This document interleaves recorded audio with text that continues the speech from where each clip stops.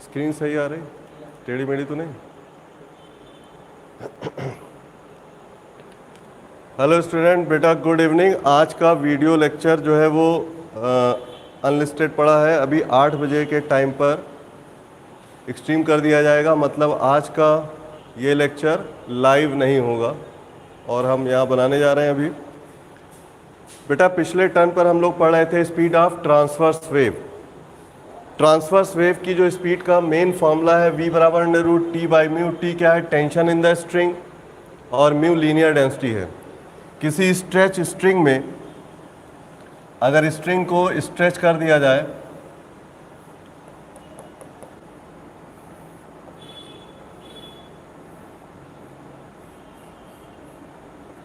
कैसे स्ट्रेच करेंगे? ये मान लो कोई स्ट्रिंग है और इसमें हमने यहाँ पर एक वेट लटका दिया, डाउनवर्ड वेट mg नीचे काम करेगा, यही टेंशन फोर्स क्रिएट करेगा स्ट्रिंग में T, और तब यहाँ टेंशन फोर्स T और यहाँ टेंशन फोर्स T काम करेगा।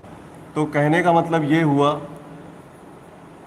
कि जब स्ट्रेच स्ट्रिंग बनेगी तब इसमें ट्रांसवर्स वेव का फॉर्मेशन होगा ऐसे, और ये वेव एक सिरे से दूसरे सिरे तक चलेगी तो उसकी वेव की वेलोसिटी का फार्मूला t बाई म्यू होगा। t की वैल्यू को बेटा mg लिखा जा सकता है क्योंकि mg वेट लटकाया गया, और म्यू की value pi are square d लिखी जा सकती है। ये भी फार्मूला यहाँ काम करेगा क्योंकि लीनियर डेंसिटी जो होती है वो मास अपॉन लेंथ होती है। मास को हम लोग डेंसिटी इंटू वॉल्यूम पे लिखेंगे, और किसी स्ट्रिंग का जो वॉल्यूम हो सकता है वो क्या होगा? Area of cross section into length upon length, और तब ये हो जाएगा d into A. Area of cross section की value pi are square into D होती है, ये सबको पता है। तो म्यू की वैल्यू ये हो गई। तो हमने अभी आपको रिवाइज कर दिया पिछला जो हमने पढ़ाया था।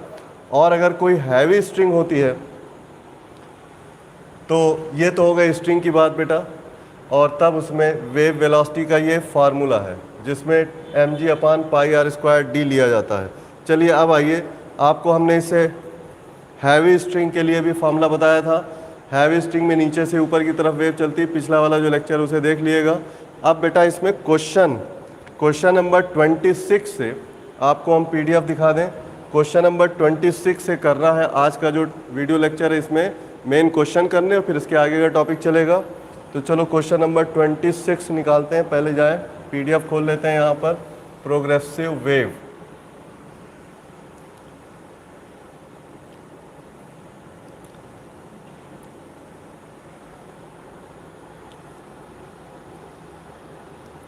क्वेश्चन नंबर 26,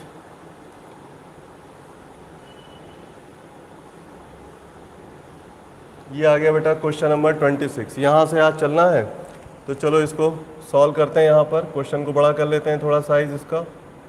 यस, अब आइए क्वेश्चन नंबर 26 में कहा गया calculate the distance between crest. बेटा क्रिस्ट की स्पेलिंग यहाँ गड़बड़ हो गई है, इसको सही कर दें, CREST crest, and nearest trough if the transverse wave of frequency 50 Hz produced in a string of thickness 10 mm and density 7 into 10 power 3 kg per meter cube stretched by load is 43.96 kilogram.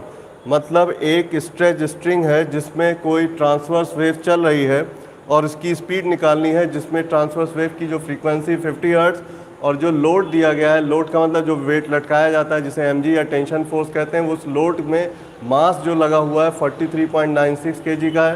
बेटा direct फॉर्मूले पर ये question है, और अगर हम v बराबर लिखें तो अंडर रूट यहाँ आ जाएगा mg upon pi are square d. अब केवल वैल्यू रखना है।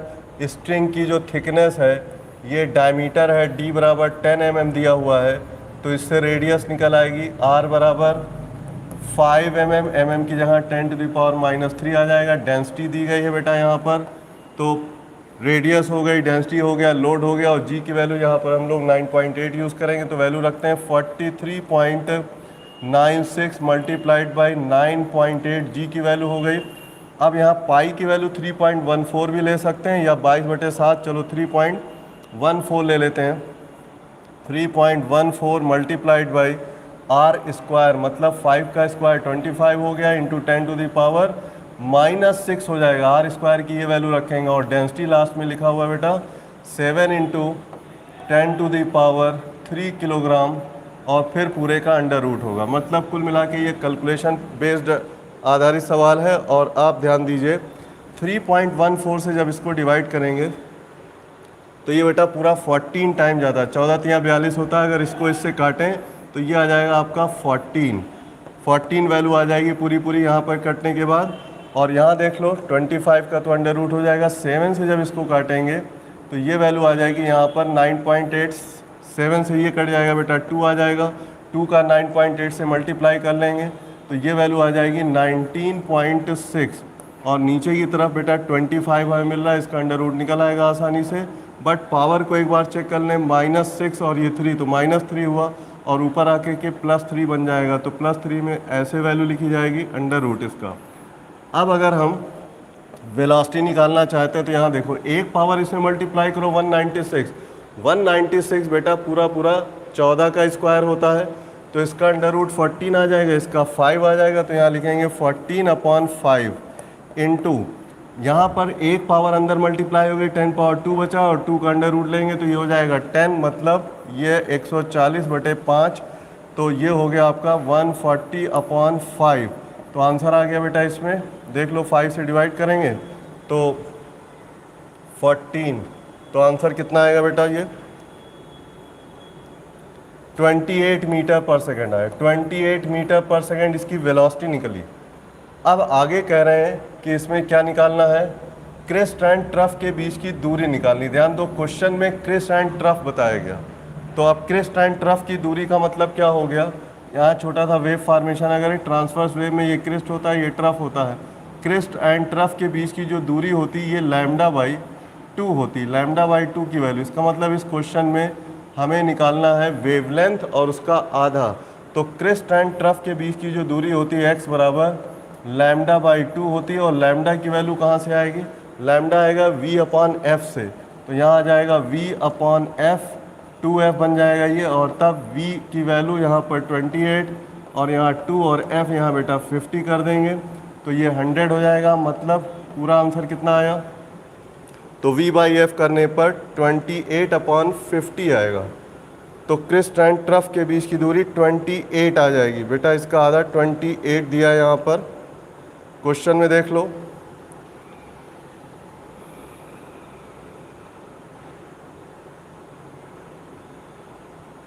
तो 28 यहाँ छपा नहीं है, वैसे लैम्डा की वैल्यू v/f आने वाली है, तो लैम्डा बराबर v/f करेंगे, f की वैल्यू 50 हो जाएगी, तो ये हो जाएगा 0.28 वैल्यू आ गई। और ये है बेटा मीटर में, तो इसको सेंटीमीटर में करेंगे तो आ जाएगा 28 सेंटीमीटर।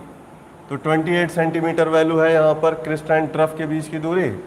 बट यहाँ कोई आंसर मैच नहीं कर रहा, हो सकता है यहाँ पर डाटा की कोई प्रॉब्लम हो, तो इसको आप 28 कर लिए, आंसर फर्स्ट हो जाएगा। ये 25 को 28 कर ले, लगभग में आंसर फर्स्ट आ जाएगा। और तब बेटा इसका आंसर है आपका 28 सेंटीमीटर। तो क्वेश्चन सही है, कैलकुलेशन एक बार चेक कर लें। 25 का 5 हो गया, 196 का और तो कुछ बचा नहीं इसमें, ध्यान देने की बात है। ये 2 है, 2 से इसका मल्टीप्लाई हो गया, यस, तो बिल्कुल करेक्ट है ये। चलिए नेक्स्ट क्वेश्चन पे चलते हैं, क्योंकि इस क्वेश्चन में डाटा की प्रॉब्लम लग रही है। 56 तो नहीं होगा, 28 ही होगा, यस। चलिए आगे बढ़ते हैं नेक्स्ट क्वेश्चन पर। अगला जो क्वेश्चन है बेटा, क्वेश्चन नंबर 27, इसमें कहा गया कि एक स्ट्रेच स्ट्रिंग है जिसमें आगे वाला हिस्सा d1 डेंसिटी का है, पीछे वाला हिस्सा d2 डेंसिटी का है, और इधर से एक ट्रांसवर्स वेव v वेलोसिटी से चल रही। जैसे ही यहाँ पर पहुँचती है, यहाँ पर वेव वेलोसिटी बदल जाएगी, क्योंकि जब डेंसिटी बदलेगी तो लीनियर क्या होगा, लीनियर डेंसिटी म्यू बदलेगी, और टेंशन पूरे में एक जैसा है तो लीनियर डेंसिटी बदलने से वेलोसिटी बदल जाएगी, क्योंकि फार्मूला v बराबर √T/μ होता है।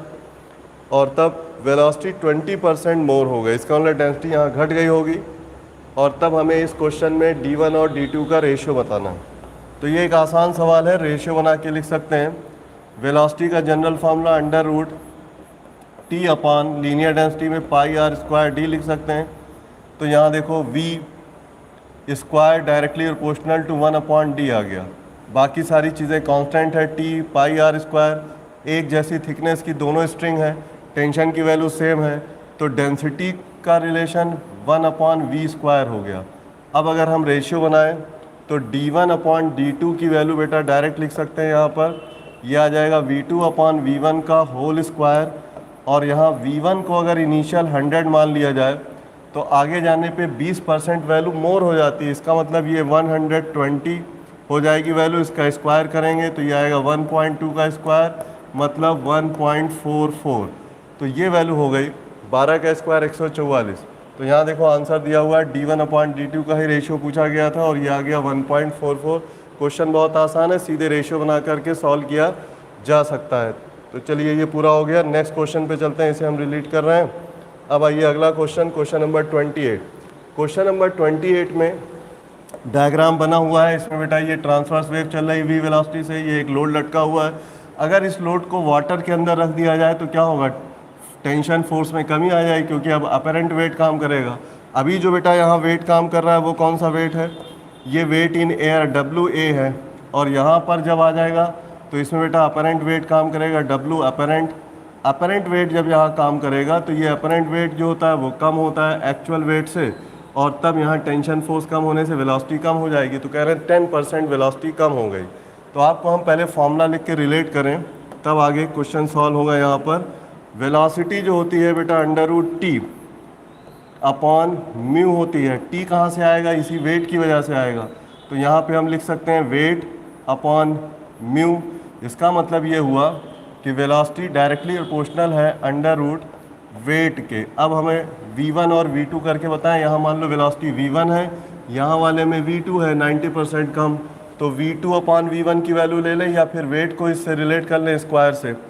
तो v1/v2 या v2/v1 अगर लें तो ये वैल्यू आएगी √ W2/W1। ऐसे वेट का रेशियो बनाया जा सकता है। और तब ध्यान दो W2 क्या है, ये बाद वाला अपेरेंट वेट है, ये आपका W1 हो गया और ये हो गया W2। अब एक चीज़ आपको बता दें कि जब अपेरेंट वेट का फॉर्मूला लगाते हैं तो ये आपको अलग से पता होना चाहिए। अपेरेंट वेट होता है बेटा actual wait (1 - density of water upon density of solid. ये फार्मूला आपको अलग से आना चाहिए, तब आप इसे डायरेक्ट कर सकते हो, वरना फिर हमें आर्किमिडीज प्रिंसिपल लगा करके पहले ये फार्मूला बनाना पड़ेगा और तब आगे यहाँ वैल्यू रखेंगे। तो अब बेटा W2 है ये और W1 है, W2/W1 की वैल्यू यहाँ रखो तो ये कितना आ जाएगा, W2 का मतलब है अपेरेंट वेट और W1 का मतलब एक्चुअल वेट, और ये रेशियो अगर आप रखोगे इसको यहाँ कर लो तो ये हो जाएगा √1 - d water upon d solid. तो हमने आपको यहाँ पर रिलेट करके ये दिखा दिया फॉर्मूला। चलिए अब आगे इसके यहाँ लिखते हैं। अब दोनों तरफ स्क्वायर कर लो तो 1 - d water upon d solid बराबर आ गया, इसका स्क्वायर हो जाएगा v2/v1 का होल स्क्वायर, क्योंकि बेटा ये v2/v1 यहाँ लिखा था और यहाँ पर √ तो स्क्वायर करने पे इधर स्क्वायर आ जाएगा, ये √ हट जाएगा। चलिए v2 की वैल्यू क्या होगी, 10% कम हो गई तो ये 90 हो जाएगी। v1 की वैल्यू 100 ले लेंगे और फिर स्क्वायर कर देंगे तो यहाँ देखो क्या हुआ, 0.9 बनेगा, 0.9 का स्क्वायर 0.81 हो गया। अब आइए इसमें dW/ds की वैल्यू कितनी आ गई, आप देख सकते हो यहाँ पर, ये फिगर इधर कर दें और ये 1 - 0.81 तो ये आ जाएगा बेटा, घटा दें 0.81 तो ये आएगा 0.19। 0.19 आ गया dW/ds। तो अब निकालना क्या था, निकालना है बेटा सॉलिड की रिलेटिव डेंसिटी। तो रिलेटिव डेंसिटी ds जो होती है RD बराबर ये density of solid upon density of water होता है। Density of solid upon density of water की वैल्यू यहाँ से लिखें तो ये आ जाएगा बेटा 0.19। ये रेशियो जो बनेगा जब इसको डिवाइड करेंगे तो आंसर 5.26 के आसपास आता है और ये आंसर यहाँ दिया हुआ है चौथा आंसर बेटा इस क्वेश्चन में सही है। तो अब देखो थोड़ा लंबा क्वेश्चन है, रिलेट करने वाला है कि जब पानी के अंदर सॉलिड जाएगा तो उसकी जो डेंसिटी क्या होगा, अपेरेंट वेट कम हो जाएगा तो वेलोसिटी भी कम हो जाएगी। तो पहले तो अपेरेंट वेट वाला ये फॉर्मूला याद होना चाहिए, फिर वेलोसिटी को हम वेट से कंपेयर करा देंगे और तब यहाँ apparent weight upon actual wait आएगा, 1 - dW/ds लिखेंगे इसको इस वाले फॉर्मूले से, और तब दोनों तरफ स्क्वायर कर देंगे। तो इससे क्या फ़ायदा होगा, V2 और V1 की वैल्यू हमें पता है, इसको 100 मान लेंगे तो ये 90 बन जाएगा और तब ये रेशियो में रखने पे 0.81 आएगा। तो dW/ds की वैल्यू 0.19 आएगी। रिलेटिव डेंसिटी ds/dW होता है, तो इसको ऐसे उल्टा करके लिखेंगे, आंसर 5.26 आएगा। तो बेटा ये क्वेश्चन कैलकुलेशन में बढ़िया है और रिलेट करने वाला सवाल है। चलिए समझ में आ गया, तो नीचे आगे बढ़ते हैं नेक्स्ट क्वेश्चन पर। अगला क्वेश्चन है बेटा क्वेश्चन नंबर 29। हाँ, अगला टॉपिक आ गया, क्वेश्चन नंबर 29 है। अगला जो टॉपिक है वो factors affecting speed of sound. Speed of sound को बदलने वाले कौन कौन से फैक्टर हैं। अब आइए अपने बोर्ड पे चलते हैं। स्पीड ऑफ साउंड को बदलने वाले फैक्टर की बात करें तो आपको बताएं स्पीड ऑफ साउंड को जो फैक्टर्स अफेक्ट करते हैं, तो आप कह सकते हैं factors affecting speed of sound, sound की स्पीड को बदलने वाले। आपको बताया बेटा पीछे काइनेटिक थ्योरी ऑफ गैस में आरएमएस वेलोसिटी या एवरेज वेलोसिटी या मोस्ट प्रोबेबल वेलोसिटी का फॉर्मूला पढ़ा था और वहाँ भी उसकी डिपेंडेंस के बारे में पढ़ा था। सेम वही कॉन्सेप्ट साउंड की वेलोसिटी के लिए भी है। चलिए साउंड की वेलोसिटी का फॉर्मूला लिखते हैं गैसियस मीडियम में, और यहाँ पर गैसियस मीडियम के अलावा बाकी सॉलिड और लिक्विड में भी लॉन्गिट्यूडनल वेव की वेलोसिटी या साउंड की वेलोसिटी का डिपेंडेंसी आप समझेंगे। तो अब आइए सबसे पहले हम नंबर 1 लेते हैं, वेलोसिटी ऑफ साउंड का फॉर्मूला गैसियस मीडियम में। या पहले आप आइए टेम्परेचर पे बात करें, तो टेम्परेचर पर साउंड की वेलोसिटी कैसे डिपेंड करेगी। तो पहला यहाँ पर हमारा क्वांटिटी है टेम्परेचर, वेरी इंपॉर्टेंट। टेम्परेचर पर साउंड की वेलोसिटी डिपेंड करती है। गैस में क्या होता है, सॉलिड में क्या होता है, लिक्विड में क्या होता है, ये सब हम लिख के दिखाएंगे आपको। गैसियस मीडियम में क्या होता है, V बराबर अंडर रूट गामा RT/m होता है। अगर गैस कांस्टेंट है, मॉलिक्यूलर मास और गामा की वैल्यू में कोई चेंज नहीं हो रहा है, ये कांस्टेंट है, तो वेलोसिटी ऑफ साउंड जो है वो directly proportional to under root T है। मतलब टेम्परेचर बढ़ाने पर साउंड की वेलोसिटी बढ़ेगी, ये सबको पता है, सीधी सी बात। तो ये हो गया बेटा गैसों के लिए। अब आइए नंबर 2, सॉलिड एंड लिक्विड में। Solid and liquid, solid and liquid में साउंड की वेलोसिटी या लॉन्गिट्यूडनल वेव की वेलोसिटी का जो फॉर्मूला है वो अंडर रूट E/d है। E इलास्टिसिटी कोफिशिएंट है और d क्या है, डेंसिटी है। अब क्या होता है कि अगर डेंसिटी कांस्टेंट रहे और इलास्टिसिटी बदलने लगे तब तो साउंड की velocity directly proportional to E लेंगे, लेकिन ऐसा यूजुअली होता नहीं है। जब भी हम बेटा डेंसिटी बढ़ाते हैं तो उसके साथ साथ इलास्टिसिटी भी बढ़ने लगती है। अगर आप डेंसिटी को थोड़ा सा बढ़ा दो तो इलास्टिसिटी उसकी कई गुना बढ़ जाती है, ऐसा देखा गया। और ये कोई मतलब नॉर्मल बिहेवियर है, एक्सेप्शन भी होंगे इसमें। तो इलास्टिसिटी कई गुना बढ़ जाती है और डेंसिटी बढ़ाने पर वेलोसिटी ऑफ साउंड बढ़ के आता है, क्योंकि अगर इसको आप थोड़ा बढ़ाओगे तो ये बेटा कई गुना बढ़ जाएगा और तब क्या होगा, ओवरऑल इसके बढ़ने के चक्कर में वेलोसिटी ऑफ साउंड बढ़ जाती है। तो डेंसिटी को इंक्रीज़ करने पर वेलोसिटी ऑफ साउंड बढ़ जाती है। अब एक तीसरा पॉइंट बहुत इम्पॉर्टेंट है कि यहाँ पर सॉलिड, लिक्विड और गैस तीनों को कंपेयर करें, solid comma liquid and gas, तीनों को एक साथ कंपेयर करें तो सॉलिड, लिक्विड, गैस तीनों में अगर डेंसिटी हम बढ़ाएंगे तो वेलोसिटी ऑफ साउंड बहुत तेज़ी से बढ़ेगा। डेंसिटी बढ़ाने पर वेलोसिटी ऑफ साउंड बहुत तेज़ी से बढ़ेगा। जैसे एक एग्जांपल में आपको बता दें, गैस में यानी एयर में साउंड की वेलोसिटी जो होती है 0 डिग्री सेंटीग्रेड पर 332 मीटर पर सेकेंड होती है। उसके बाद अगर लिक्विड में आ जाएं तो लिक्विड में यही वेलोसिटी, जैसे वाटर में लें, वाटर थोड़ा डेंसर मीडियम है, तो सॉलिड, लिक्विड, गैस में अगर आप डेंसिटी बढ़ा रहे हो, गैस से ज़्यादा डेंसिटी लिक्विड की होती है, उससे ज़्यादा डेंसिटी सॉलिड की होती है।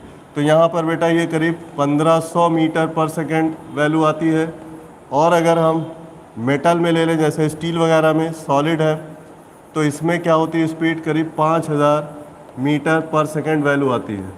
तो आप देख रहे हैं जैसे जैसे डेंसिटी बढ़ रही है स्पीड ऑफ साउंड तेज़ी से बढ़ता है। ये एक नॉर्मल बिहेवियर है, सॉलिड, लिक्विड, गैस तीनों का एक साथ हमने बता दिया। गैस से ज़्यादा डेंसिटी लिक्विड की होगी, लिक्विड से ज़्यादा डेंसिटी सॉलिड की होगी। तो अगर हम डेंसिटी बढ़ाते जाएं, गैस से लिक्विड में आ जाए, लिक्विड से सॉलिड में आ जाए, तो वेलोसिटी ऑफ साउंड बहुत तेज़ी से बढ़ेगा। एयर में कम होती है, ये डेंस कम है डेंसिटी, लिक्विड वाटर ज़्यादा डेंस होता है इसलिए वेलोसिटी ऑफ साउंड 1500, मेटल और ज़्यादा डेंस होता है इसलिए वेलोसिटी ऑफ साउंड 5000 है। तो कहने का मतलब ये हुआ कि सॉलिड लिक्विड गैस में जब कंपेयर करते हैं तो जो मटेरियल ज़्यादा डेंस होगा उसमें वेलोसिटी ऑफ साउंड खूब ज़्यादा होगी। ऐसा इसलिए होता है क्योंकि इलास्टिसिटी कोफिशिएंट की वैल्यू तेज़ी से बढ़ जाती है। तो ये तो कहानी हो गई यहाँ पर सॉलिड, लिक्विड और गैस में। अब आइए अगला पॉइंट हम आपको बताएं प्रेशर का। अगला पॉइंट है बेटा प्रेशर। हाँ, एक चीज़ और बता दें, हम बात कर रहे थे टेम्परेचर की। तो टेम्परेचर बढ़ाने पर हमें देखना है टेम्परेचर बढ़ाने पर गैसों में, ये पॉइंट छूट रहा है, गैस में टेम्परेचर बढ़ाएंगे तो वेलोसिटी ऑफ साउंड बढ़ेगा, लेकिन लिक्विड और सॉलिड में टेम्परेचर बढ़ाएंगे, लिक्विड एंड सॉलिड में, तब क्या होगा? तब टेम्परेचर बढ़ाने पर लिक्विड और सॉलिड में इलास्टिसिटी कोफिशिएंट घटने लगेगा और डेंसिटी लगभग वही रहेगी। तो उससे क्या होगा? वेलोसिटी ऑफ साउंड घट जाएगा। तो यहाँ लिखा जाएगा स्लाइटली डिक्रीज। ध्यान दिए, स्लाइटली डिक्रीज होगा वेलोसिटी ऑफ साउंड का ऑन इंक्रीज इन टेम्परेचर। तो ये उल्टा होता है बेटा, गैस में टेम्परेचर बढ़ाने पर वेलोसिटी बढ़ती है, जबकि लिक्विड सॉलिड में टेम्परेचर बढ़ाने पर वेलोसिटी स्लाइटली घटने लगती है। तो स्लाइटली डिक्रीज पाया जाता है इसमें, और ऐसा इसलिए होता है क्योंकि इलास्टिसिटी कोफिशिएंट टेम्परेचर बढ़ाने पे कम हो जाता है। भाई सॉलिड और लिक्विड में ई की वैल्यू बहुत तेज़ी से टेम्परेचर बढ़ने के चक्कर में घटने लगती है। तो ये एक बिहेवियर है, इसको इस तरह से याद रखना है। तो ये उल्टा हो गया, गैसों में टेम्परेचर बढ़ाओगे तो क्या होगा? स्पीड ऑफ साउंड बढ़ेगा, उसका फार्मूला है। बट सॉलिड और लिक्विड में टेम्परेचर बढ़ाओगे तो स्पीड ऑफ साउंड घटने लगेगा, बढ़ेगा नहीं, घटने लगेगा। क्यों? इलास्टिसिटी कोफिशिएंट कम होने लगता है। अब आइए जो सबसे इंपॉर्टेंट पॉइंट है वो है प्रेशर का। सेकेंड पॉइंट है बेटा प्रेशर। प्रेशर के चेंज होने पर, प्रेशर की वैल्यू अगर हम चेंज कर रहे हैं, बढ़ा रहे हैं, तो दो ऑप्शन है। पहला ऑप्शन अगर है टेम्परेचर कांस्टेंट है, अगर टेम्परेचर कांस्टेंट है तो प्रेशर के चेंज होने पर वेलोसिटी ऑफ साउंड में कोई फ़र्क नहीं पड़ता है। क्यों भाई? वेलोसिटी ऑफ साउंड का जो फॉर्मूला है बेटा वो गामा पी अपॉन डी है, और इसी को हम लोग लिखते हैं gamma R T upon M. आपने टेम्परेचर कांस्टेंट कर दिया और आप यहाँ प्रेशर बढ़ा रहे हो तो डेंसिटी भी उसी रेशियो में बढ़ जाएगी। क्या मतलब? प्रेशर के बढ़ाए जाने पर सेम रेशियो में डेंसिटी भी बढ़ेगी, क्योंकि ये factor R T by M constant रहेगा और जितना आप प्रेशर बढ़ाओगे उतना ही डी भी बढ़ेगा। इसलिए वेलोसिटी ऑफ साउंड पर कोई असर नहीं पड़ेगा। V directly proportional to P to the power 0 लिखा जाएगा। Velocity of sound does not change, तो यहाँ लिखा जाएगा V does not change. V does not change, उसकी वजह है कि टेम्परेचर तो कांस्टेंट है ना।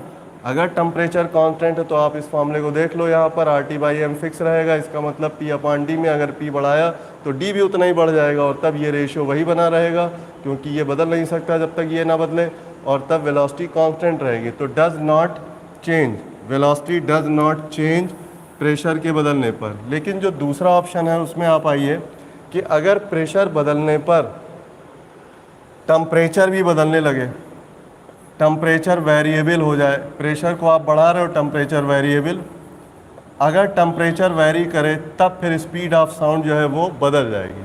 तो वी आल्सो चेंजेस। क्या मतलब? तब तो इसका कोई मतलब ही नहीं हुआ। क्या? प्रेशर के बदलने से अगर टेम्परेचर वेरिएबल हो गया, जैसे कि एक एग्जाम्पल आपको बता दें, example isochoric process. Isochoric process में क्या होता है कि वॉल्यूम कांस्टेंट रहता है गैस का, और तब V बराबर कांस्टेंट होता है, और वहाँ पर बेटा प्रेशर जो है वो टेम्परेचर के डायरेक्टली प्रोपोर्शनल होता है। P directly proportional to T होता है आइसोकोरिक प्रोसेस में। अब आपने प्रेशर बढ़ाया तो टेम्परेचर ही बदल गया, तो velocity of sound directly proportional to under root T है, तो इससे वेलोसिटी भी बदल जाएगी। कहने को होगा कि प्रेशर बदल रहा है, साथ में असल में टेम्परेचर भी तो बदला है ना, तो टेम्परेचर के बदलने के चक्कर में वेलोसिटी बदल जाएगी। तो मतलब क्या निकला इसका? कंक्लूजन ये निकला कि बेटा कभी भी वेलोसिटी ऑफ साउंड प्रेशर पे डिपेंड नहीं करती। तो यहाँ पे आप लिख सकते हो it means P directly proportional to, या it means V directly proportional to P to the power 0 always. हर कंडीशन में चाहे प्रेशर आप बदलो कुछ भी करो, कभी भी वेलोसिटी ऑफ साउंड नहीं बदलेगा, इसीलिए P की पावर 0 लिखा जाता है इसे। तो V does not depends upon pressure, V does not depends upon pressure P।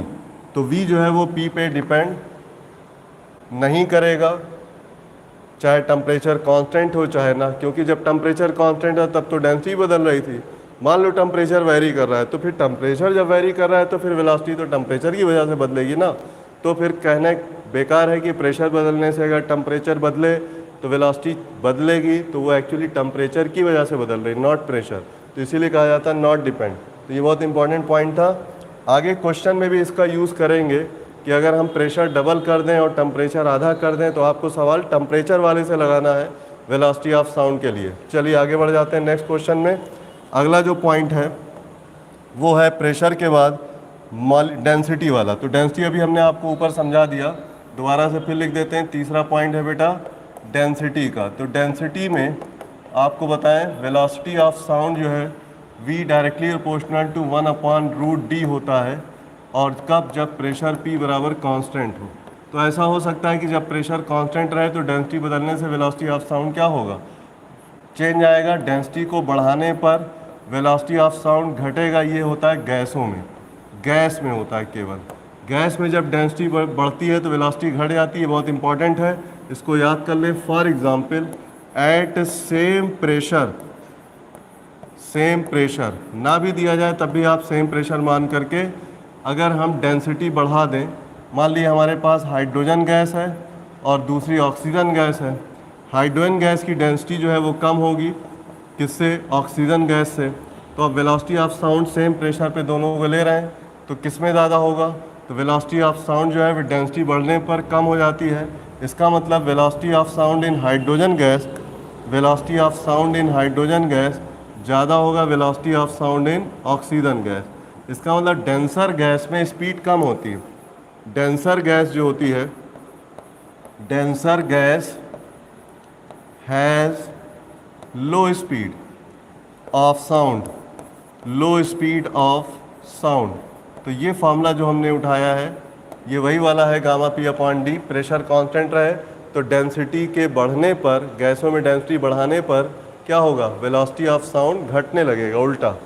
But अगर हम आपसे कहें कि लिक्विड और सॉलिड में ऐसा नहीं होता, in case of liquid and solid, अभी ऊपर हम लिख चुके हैं in case of liquid and solid.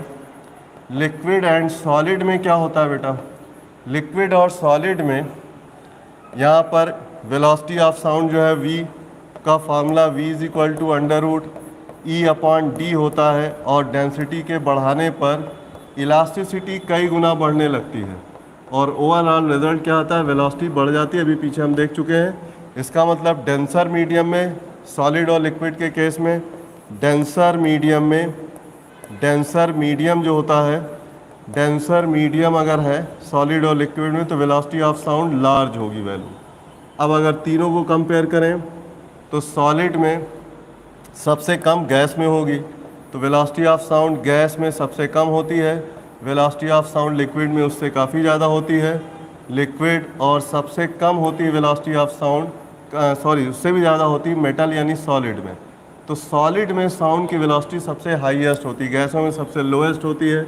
ये रिलेशन बनता है, डेंसिटी के उल्टे रेशियो में है यहाँ पर, मतलब सॉलिड में हाई वैल्यू, लिक्विड में उससे कम और गैसों में कम। लेकिन केवल गैस ले ले तो उल्टा होता है बेटा, डेंसिटी बढ़ाने में वेलोसिटी ऑफ साउंड घटता है।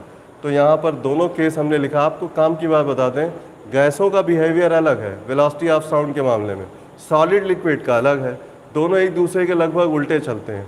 जब गैसों में डेंसिटी बढ़ाते हैं तो वेलोसिटी घटने लगती है।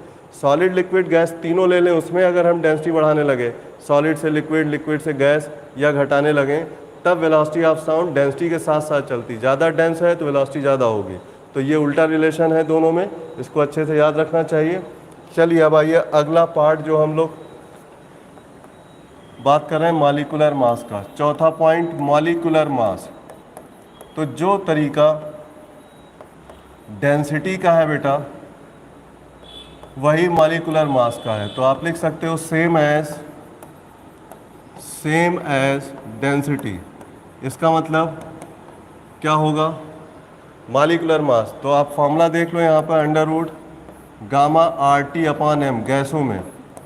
गैसों में ये गैस के लिए है, अगर टेम्परेचर कांस्टेंट रखा जाए तो V directly proportional to 1 upon under root M. Molecular mass बढ़ाने पर वेलोसिटी ऑफ साउंड घटने लगेगा, उल्टा रिलेशन है। जैसे 3 गैसेज हम ले लें, हाइड्रोजन गैस, नाइट्रोजन गैस और कार्बन डाइऑक्साइड गैस। इन तीनों में वेलोसिटी ऑफ साउंड को अगर कैलकुलेट करें तो velocity of sound in hydrogen gas molecular mass कम है तो वेलोसिटी ऑफ साउंड ज़्यादा होगी, और उसके बाद नाइट्रोजन गैस में और सबसे कम कार्बन डाइऑक्साइड गैस में साउंड की वेलोसिटी आएगी। तो मॉलिक्यूलर मास और वेलोसिटी ऑफ साउंड एक दूसरे के उल्टे होते हैं, ये गैसों में पाया जाता है, जबकि सॉलिड एंड लिक्विड में उल्टा होता है। सॉलिड एंड लिक्विड में क्या होगा, सॉलिड कामा लिक्विड में जब मॉलिक्यूलर मास बढ़ेगा, मॉलिक्यूलर मास के बढ़ने पर मटेरियल की डेंसिटी भी बढ़ेगी और उससे क्या होगा, वेलोसिटी ऑफ साउंड बढ़ जाएगा। मतलब डेंस मटेरियल जो होंगे उसमें साउंड की वेलोसिटी ज़्यादा होगी सॉलिड लिक्विड के केस में, और जो रेयर मटेरियल होंगे सॉलिड लिक्विड में रेयर होगा, उसमें मॉलिक्यूलर मास कम होगा, डेंसिटी कम होगी तो स्पीड भी कम हो जाएगी। ये दोनों साथ साथ चलते हैं। तो जो तरीका आपने डेंसिटी का पढ़ा वही सेम लेना है मॉलिक्यूलर मास का। अब आइए बहुत इंपॉर्टेंट अगला जो पॉइंट है 5वां, वो है ह्यूमिडिटी। ह्यूमिडिटी क्या होती है बेटा, 5वां पॉइंट ह्यूमिडिटी। ह्यूमिडिटी का मतलब नमी कहते हैं, आर्द्रता हिंदी में कहते हैं इसे, आर्द्रता। मतलब एयर के साथ जब वाटर वेपर आ जाती, एयर विद वाटर वेपर, तो इसे कहते हैं ह्यूमिड एयर। तो ये एयर कहलाती ह्यूमिड एयर। अब आपको एक काम की बात बता दें, डेंसिटी से इसे रिलेट कर सकते हैं आप। ह्यूमिड एयर की जो डेंसिटी होती है, डेंसिटी ऑफ ह्यूमिड एयर, ये बेटा कम होती है density of dry air. Dry air में वाटर वेपर नहीं होगी, ओनली एयर होगी। ऐसा इसलिए है क्योंकि जब हम एयर लेते हैं तो इसका मॉलिक्यूलर मास 29 है, वाटर वेपर लेते हैं तो इसका मॉलिक्यूलर मास 18 है। अब आप अगर एयर में वाटर वेपर मिलाओगे तो 29 में 18 मॉलिक्यूलर मास वाली चीज़ मिला रहे हो, तो जो मिक्सचर बनेगा वो ह्यूमिड एयर हो जाएगा। तो ह्यूमिड एयर का मॉलिक्यूलर मास क्या होता है, कम हो जाता है, क्योंकि उसमें हल्की चीज़ आप वाटर वेपर मिला रहे हो ना। वाटर वेपर का तो मॉलिक्यूलर मास 18 ही है ना, तो आप 29 वाली चीज़ में 18 वाली चीज़ मिला रहे हो, यानी भारी में हल्का मिला रहे हो, तो मिक्सचर हल्का हो जाएगा थोड़ा। कहने का मतलब ये हुआ कि ड्राई एयर में तो प्योर एयर है, इसका मॉलिक्यूलर मास क्या होगा, इसका जो मॉलिक्यूलर मास होगा वो 29 के बराबर होगा। इसमें मिक्सचर का मॉलिक्यूलर मास बनेगा वो लेस दैन 29 होगा। तो डेंसिटी इसी हिसाब से मॉलिक्यूलर मास के हिसाब से होगी, इसलिए डेंसिटी हमेशा ह्यूमिड एयर की कम होगी और ड्राई एयर की ज़्यादा होगी। तो गैसियस मीडियम में अगर डेंसिटी कम है तो फिर वेलोसिटी ऑफ साउंड क्या होती है, बढ़ जाती है।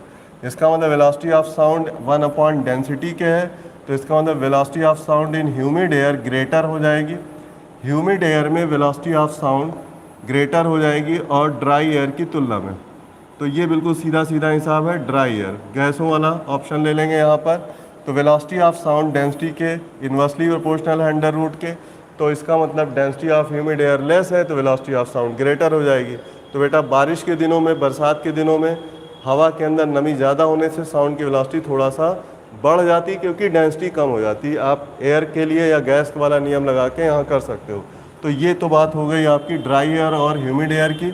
अब आइए अगला जो पॉइंट है यहाँ पर एक और देख लेते हैं, मोशन ऑफ मीडियम। इसका इस्तेमाल तो कम ही होता, लेकिन एक दो सवाल है। मोशन ऑफ मीडियम की बात करें, मोशन ऑफ मीडियम, बेटा साउंड के प्रोपगेशन में मीडियम कौन होता है, एयर होता है। तो साउंड वेव है एक, और उसका साउंड वेव मीडियम क्या होगा, मीडियम मान लेते हैं एयर है, मीडियम मान लेते हैं एयर है। और अगर हवा चलने लगे तो साउंड की वेलोसिटी वहाँ बदल जाएगी। बहुत सीधा सा कॉन्सेप्ट है कि अगर कहीं पर साउंड प्रोपगेट कर रही है और उसमें जो मीडियम यानी एयर है वो भी मूव करने लगे किसी डायरेक्शन में v वेलोसिटी से, तब क्या होगा, तब दोनों की वेलोसिटी का वेक्टर सम हो जाएगा। तो रिजल्टेंट वेलोसिटी या नेट वेलोसिटी ऑफ साउंड निकल आएगा। तो साउंड की नेट वेलोसिटी जो होगी उसका वेक्टर साउंड की जो एक्चुअल वेलोसिटी है साउंड की या वेव की, उस वेक्टर में वेव की वेलोसिटी या विंड की वेलोसिटी, एयर की वेलोसिटी जोड़ देंगे। तो ये बेटा सीधा कॉन्सेप्ट है वेक्टर सम का। क्यों बेटा वेक्टर सम क्यों किया गया? मान लेते हैं साउंड की वेलोसिटी है v sound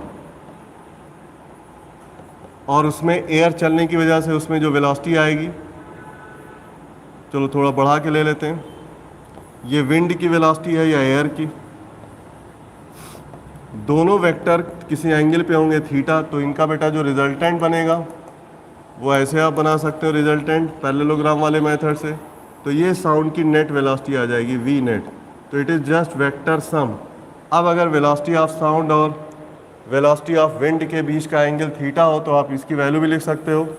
net velocity of sound हो जाएगा under root velocity of sound का स्क्वायर वेलोसिटी ऑफ विंड का square plus 2 velocity of sound velocity of wind cos theta. ये वही फॉर्मूला है, r बराबर under root a square plus B square plus 2ab cos theta लगा सकते हैं। लेकिन अब यहाँ पर एक छोटा सा पॉइंट समझना है, प्रैक्टिकली ये फार्मूला यूज़ नहीं होता। उसकी वजह यह है कि साउंड की वेलोसिटी तो बहुत ज़्यादा होती है। Velocity of sound in air 332 metre per second है, जबकि विंड की वेलोसिटी बहुत ज़्यादा तो नहीं होती। नॉर्मल अगर विंड चल रहा है, बहुत तेज़ हवा नहीं चल रही, तो विंड की velocity typically 5 metre per second होती है।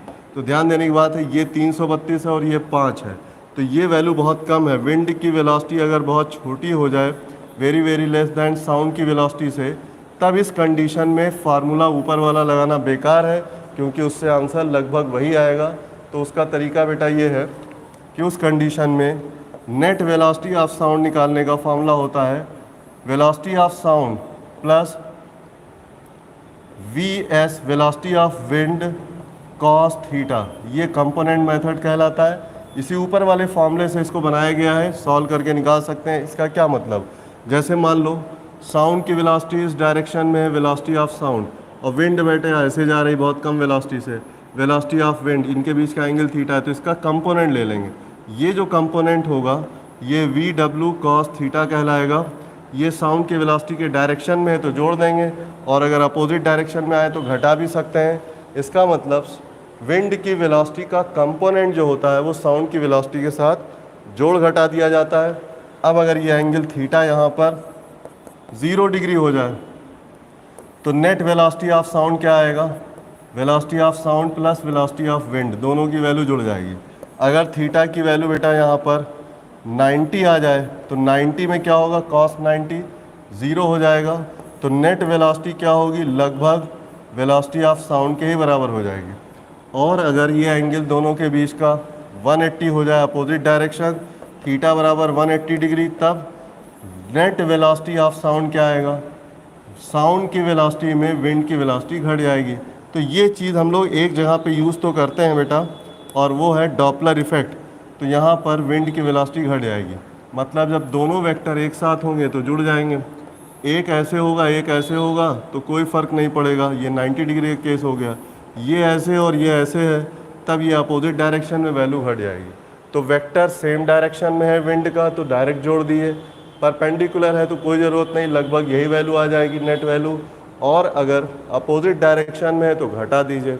ये बेटा कहलाता है साउंड की नेट वेलोसिटी, क्योंकि यहाँ पर साउंड मीडियम पे आधारित होकर चलती है। जब मीडियम या उसका बेस मूव करेगा तो उसकी वेलोसिटी का वेक्टर सम तो होना ही है, लेकिन प्रैक्टिकली साउंड की वेलोसिटी बहुत ज़्यादा होती है विंड की वेलोसिटी की तुलना में, तो इसको फिर इस कंपोनेंट मेथड वाले तरीके से कर लेते हैं। और इसकी ज़रूरत शायद इस चैप्टर में ना पड़े, लेकिन डॉपलर इफेक्ट में इसमें क्वेश्चन आपको मिल सकते हैं, वहाँ मौजूद हैं कि साउंड चल रही थी तो फिर वेलोसिटी क्या होगी, उसी हिसाब से अपरेंट फ्रीक्वेंसी का फॉर्मूला बनता है वहाँ पे। चलिए आगे बढ़ जाते हैं नेक्स्ट।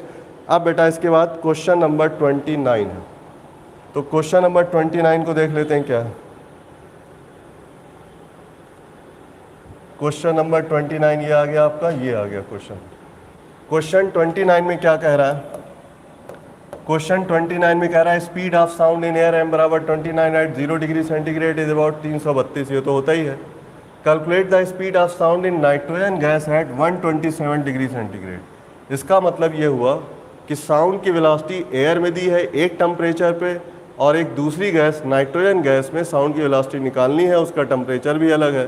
तो बेटा जब टेम्परेचर और मॉलिक्यूलर मास दोनों अलग हो जाएं तो बेटा जनरल फार्मूला सबको पता है, यहाँ पर V बराबर होता है under root gamma RT upon M।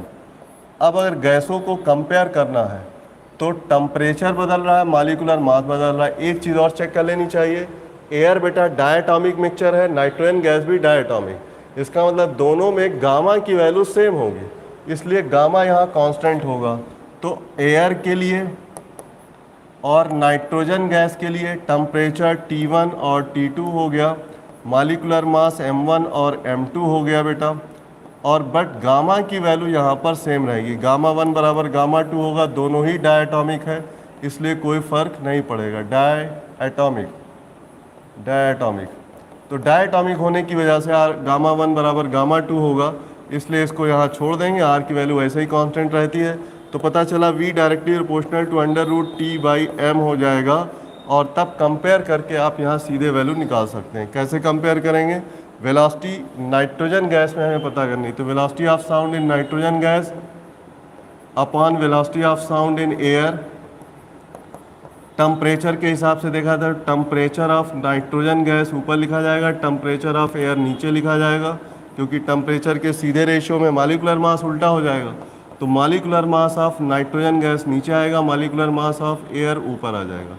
अब बेटा इसमें वैल्यू रख के सॉल्व करना, और कुछ नहीं करना है, आप समझ गए। ये कंपैरिजन का फार्मूला बन गया। जब टेम्परेचर और मॉलिक्यूलर मास दोनों बदल दिए जाएँ गैस में, गैस ही बदल दी जाए, हाँ एटॉमिसिटी ना बदले, तब आप गामा को छोड़ सकते हैं, केवल टेम्परेचर और मॉलिक्यूलर मास का रेशियो बना करके वेलोसिटी ऑफ साउंड की वैल्यू को कंपेयर कर सकते हैं। तो अब यहाँ देखिए टेम्परेचर, नाइट्रोजन का टेम्परेचर 127 दिया है बेटा, इसमें अगर हम 273 जोड़ेंगे तो ये वैल्यू आ जाएगी 400 केल्विन। तो यहाँ सबसे पहले लिखना है 400 केल्विन।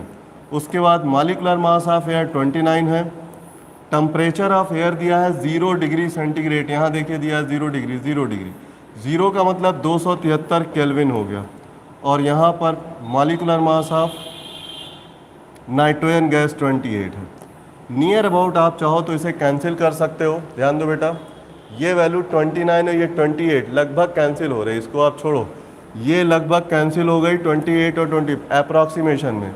400 का अंडर रूट 20 आ गया। अब हमें बताना है 273 का अंडर रूट। अब आपको बताएं 273 के पास वाली वैल्यू 16 256 होता है, 16 का स्क्वायर 256, और आगे बढ़िए 17 289 है। इसका मतलब 16 और 17 के बीच की वैल्यू आएगी यहाँ पर, क्योंकि अंडर रूट 289 जो होता है बेटा वो 17 होता है, अंडर रूट 256 की वैल्यू 16 होती है, और हमारी वैल्यू जो है वो इसके ज़्यादा नज़दीक आ रही है, तो हम 17 ही इसको ले लेते हैं। तो ये आ गया बेटा 17, लगभग 17 ले लिया हमने, थोड़ा बढ़ा दिया, ये ध्यान रहे। अब आप 17 को 20 से डिवाइड करोगे तो आंसर 1.2 के आसपास आ जाएगा। नियर अबाउट मान लेते हैं इसका आंसर 1.25 आया। अब दोनों का ये कंपेयर हो चुका है, तो velocity of sound in nitrogen is equal to 1.25। Velocity of sound in air कितना दिया? 332। तो यहाँ 332 का मल्टीप्लाई करोगे, 332 का बेटा 1.25 गुना या 1 गुना से थोड़ा ज़्यादा, तो ये लगभग आंसर 400 के आसपास आएगा। और इसमें एक आंसर दिया है 409, तो आप 340 तो नहीं लोगे, 560 तो बहुत ऊपर है, 450 भी पास में आ रहा है, लेकिन 400 से ज़्यादा नहीं आएगा, 400 के आसपास वैल्यू आएगी। तो यहाँ बेटा ये आंसर लगभग 409 आ रहा है मीटर पर सेकेंड, यही इसका आंसर सही है, सेकेंड आंसर इज़ करेक्ट। तो उम्मीद है आप समझ गए होंगे, दो गैसों को कंपेयर करने में अलग अलग टेम्परेचर पर अगर एटॉमिसिटी सेम है तो बेटा गामा छोड़ के टी और एम का फॉर्मूला बना लेंगे। अच्छा सोचो अगर एटॉमिसिटी भी अलग अलग हो जाए, एक एयर है और वो है डायटॉमिक, और यहाँ हम नाइट्रोजन या हीलियम ले लें, तो टेम्परेचर भी अलग, मॉलिक्यूलर मास भी अलग और गामा भी अलग होगा। आगे वाले क्वेश्चन में ऐसा मिलेगा। चलिए नेक्स्ट क्वेश्चन पे चलते हैं, तो वहाँ समझ में आएगा आपको क्या करना है। तो अब आइए क्वेश्चन नंबर 30 की बात करें। क्वेश्चन नंबर 30 में कहा गया if temperature of gas is increase by 70%। ये बहुत बढ़िया सवाल है, बिल्कुल एक लाइन का। कि टेम्परेचर ऑफ गैस को अगर 70% बढ़ा दिया जाए, temperature of sound in gas 70% बढ़ गई वैल्यू, तो speed of sound in same gas will be, उसी गैस में साउंड की वेलोसिटी का क्या होगा। तो आगे लिखा है इंक्रीज बाय डिक्रीज बाय, अलग अलग इंक्रीज ही सारे दिए हैं, परसेंट में बताना है। तो आपको पहले टेम्परेचर को रिलेट करना होगा किससे, वेलोसिटी ऑफ साउंड से। वेलोसिटी ऑफ साउंड का फॉर्मूला √T के प्रोपोर्शनल होता है, अगर केवल टेम्परेचर बदला जा रहा है, गैस वही है तो यहाँ पर टेम्परेचर जो इंक्रीज़ कर रहा है वो 70% ये बताया गया। तो आप एक काम करें, परसेंट चेंज के लिए सबसे आसान तरीका, रेशियो का फॉर्मूला बनाएं, √T2/T1 लिखें यहाँ। अब T2/T1, यहाँ देखो इनिशियल वैल्यू हम दोनों की 100 ले रहे हैं, V2 बाद वाली स्पीड है, पहले वाली 100 है। इसी तरह टेम्परेचर की भी इनिशियल वैल्यू 100 ले लेते हैं और 70% टेम्परेचर बढ़ा दिया गया, तो बेटा यहाँ 170 वैल्यू हो जाएगी। अब V2 की वैल्यू क्या होगी ये देखना है। अगर आप ध्यान दिए तो √169 जो होता है वो 13 के बराबर होता है, तो 170 की वैल्यू क्या होगी, 170 की वैल्यू बेटा वो भी 13 ही के बराबर होगी। ज़रा सा आगे जाएगा तो लगभग में इसे 13 ले लेते हैं और ये हो गया आपका 10, तो आंसर आ गया 1.3। ये V2/100 की वैल्यू निकल आई।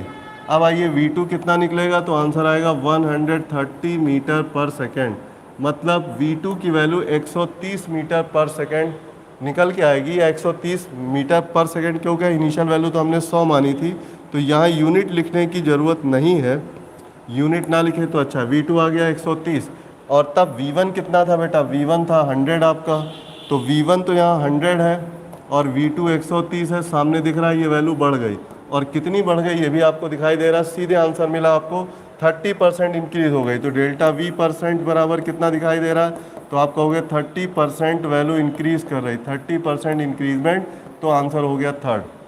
तो ये देखो, ये सवाल लगाने का कितना आसान तरीका है कि पहले आप डिपेंडेंसी निकाल लो, फिर रेशियो बना लो, फिर इनिशियल वैल्यू 100 डाल दो, फाइनल वैल्यू जैसे निकालोगे तुरंत आंसर दिखने लगेगा। बेटा ये क्वेश्चन ऐसे लगता है। अब आइए इसके बाद जो अगला क्वेश्चन है उसको देखते हैं क्या है। नेक्स्ट क्वेश्चन में कहा गया, क्वेश्चन नंबर 31, कह रहा pressure of fixed mass of an ideal gas which is kept in a rigid container is increase 3 times then speed of sound in the same ideal gas. अब यहाँ काम की बात यह है कि प्रेशर को 3 गुना कर दिया गया। रिजिड कंटेनर है, क्लोज एंड रिजिड कंटेनर में, अगर रिजिड कंटेनर की बात कर रहा है गैस, रिजिड कंटेनर, तो आप एक चीज़ समझ लिए, रिजिड कंटेनर में बेटा वॉल्यूम V बराबर कांस्टेंट होता है। अब अगर वॉल्यूम कांस्टेंट है तो pressure directly proportional to T होता है। गैस भी वही है, वॉल्यूम भी कांस्टेंट है, तो pressure directly proportional to T होता है। इसका मतलब ये हुआ प्रेशर तो हो रहा है 3 टाइम्स, तो टेम्परेचर T क्या होगा, आल्सो 3 टाइम्स, 3 गुना हो जाएगा आल्सो। तो जब भी किसी गैस को रिजिड कंटेनर में रख करके और उसमें प्रेशर को आप बदलेंगे तो टेम्परेचर भी बदलेगा। प्रेशर 3 गुना हो रहा है तो टेम्परेचर भी 3 गुना हो जाएगा, और तब वेलोसिटी ऑफ साउंड टेम्परेचर के अंडर रूट के प्रोपोर्शनल है, तो ये वैल्यू आ गई √3 टाइम्स, सीधे लिख दिया हमने। √3 टाइम्स का मतलब हो गया 1.732 टाइम्स। और अब इस आंसर को देख के आप तुरंत बता, अगर कोई वैल्यू 1.732 टाइम्स हो रही है तो आप रेशियो से निकाल सकते हो। V2/V1 बराबर क्या लिखोगे, तो यहाँ लिखेंगे 1.732। अगर V1 को 100 ले लिया तो V2 बराबर आ जाएगा, V1 की वैल्यू 100 मान लो इनिशियल बेटा, तो V2 आ जाएगा आपका 173.2। तो पहले V1 100 था, V2 आ गया, तो आप देख सकते हो डेल्टा V परसेंट कितना हो रहा है, change in velocity of sound. तो V1 100 है, V2 इतना आ रहा है, तो अब चेंज वैल्यू 73.2% आ गई। इसका मतलब अगर प्रेशर 3 गुना कर दिया जाए तो साउंड की वेलोसिटी 73.2% बढ़ जाएगी, इंक्रीजेज बाय 73%। ये डायरेक्ट आंसर हो गया। तो अब ये है क्वेश्चन, बहुत आसान। Rigid container, volume constant, P directly proportional to T, P 3 times हो रहा है तो T भी 3 टाइम्स हो जाएगा, और तब T 3 टाइम्स होने पर √3 टाइम्स जब होगा तो वेलोसिटी 1.732 टाइम्स बन जाएगी, और V2/V1 में आप इसको ऐसे लिख सकते हैं, और तब V2 बराबर 173.2 वैल्यू आ जाएगी, क्योंकि V1 100 लेना है। V1 100 क्यों ले रहे हैं बेटा, इनिशियल 100 मानोगे तभी तो डायरेक्ट परसेंट दिखेगा, और तब डेल्टा वी 73.2% हो जाएगी वैल्यू। तो ये है कहानी बेटा यहाँ पर इस क्वेश्चन नंबर 31 की। अब आइए क्वेश्चन नंबर 32 की बात करें। क्वेश्चन नंबर 32 में क्या हो रहा है देख लो। क्वेश्चन नंबर 32 में अगला क्वेश्चन ये आ गया, if molecules of hydrogen gas are dissociated into at its atom at same temperature then speed of sound in gas. अब बेटा हाइड्रोजन मॉलिक्यूल डिसोसिएट कर रहे हैं। हाइड्रोजन मॉलिक्यूल जब डिसोसिएट करेगा तो हाइड्रोजन एटम बनेगा, हाइड्रोजन एटम। इसमें मॉलिक्यूलर मास m1 बराबर 2 लेंगे, इसमें मॉलिक्यूलर मास m2 बराबर क्या लेंगे 1 लेंगे, क्योंकि ये एटॉमिक गैस बन जाएगी, एटॉमिक गैस हाइड्रोजन, और ये मॉलिक्यूलर गैस है, मॉलिक्यूलर गैस। तो अब क्या है कि एक अगर गैस के मॉलिक्यूल डिसोसिएट हो जाए तो एटॉमिसिटी बदल जाएगी। एक चीज़ और ध्यान दीजिए, गामा की वैल्यू बदल जाएगी, मॉलिक्यूलर मास तो बदलेगा ही, गामा 1। डायटॉमिक में गामा की वैल्यू, ये डायटॉमिक गैस है बेटा 7/5 होती है, और ये गामा 2 की वैल्यू कितनी हो जाएगी, मोनोएटॉमिक गैस बन जाएगी। तो मोनोएटॉमिक में गामा की वैल्यू कितनी होती है 5/3 होती है। दो चीज़ों का फर्क पड़ेगा, बाकी टेम्परेचर सेम है। तो सबको पता है वालू वेलोसिटी ऑफ साउंड का फॉर्मूला गामा RT/m होता है।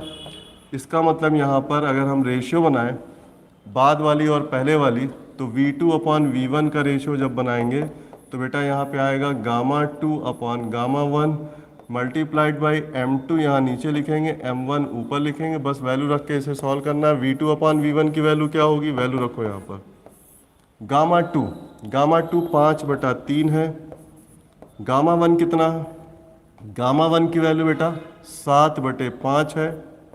उसके बाद मॉलिक्यूलर मास में m1, पहले मॉलिक्यूलर मास 2 था, बाद में मॉलिक्यूलर मास m2 1 हो गया।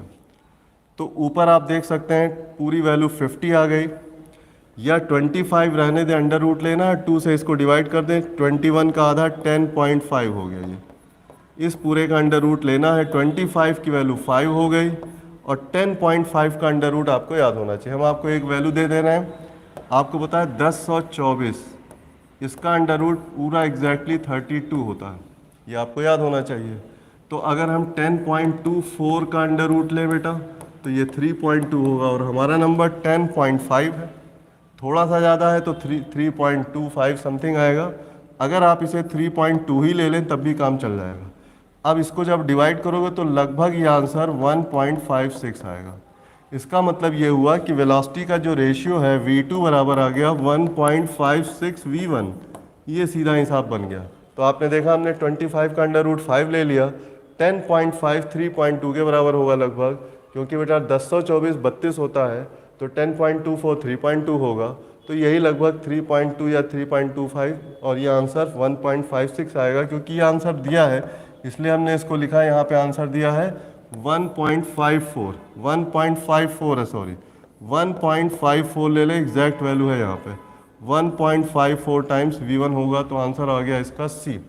तो उम्मीद है ये क्वेश्चन आप समझ गए होंगे। डिसोसिएशन का सवाल है बेटा, सारे सवाल बिल्कुल गिने हुए हैं, बिल्कुल आसानी से आप इसे समझ सकते हो, और इसमें कंपेरिजन के कई सारे सवाल पूछे जाते हैं, बट नीट में तो आसानी सवाल आएगा। आप बस इतना याद रखो, वेलोसिटी ऑफ साउंड टेम्परेचर पे डिपेंड करेगी और प्रेशर पे नहीं करेगी। टेम्परेचर प्रेशर दोनों बदल रहे हो तो सिर्फ टेम्परेचर वाला लेके आप आंसर निकाल सकते हो। और सेम यही कॉन्सेप्ट बेटा RMS वेलोसिटी में है, KTUG में, वहाँ भी वेलोसिटी ऑफ मॉलिक्यूल को टेम्परेचर प्रेशर दोनों रीडिंग दे के बदला जाता है। तो डिपेंड किस पे करता है, only temperature not pressure. Pressure आप छोड़ दिए, केवल टेम्परेचर की रीडिंग लेके कंपेयर कर सकते हैं। तो ये तो हो गया बेटा आपका क्वेश्चन, और अब इसके आगे क्वेश्चन नंबर 33 पूरा थ्योरेटिकल है। अभी 2 मिनट रुकिए, इसको कराते हैं। दैट्स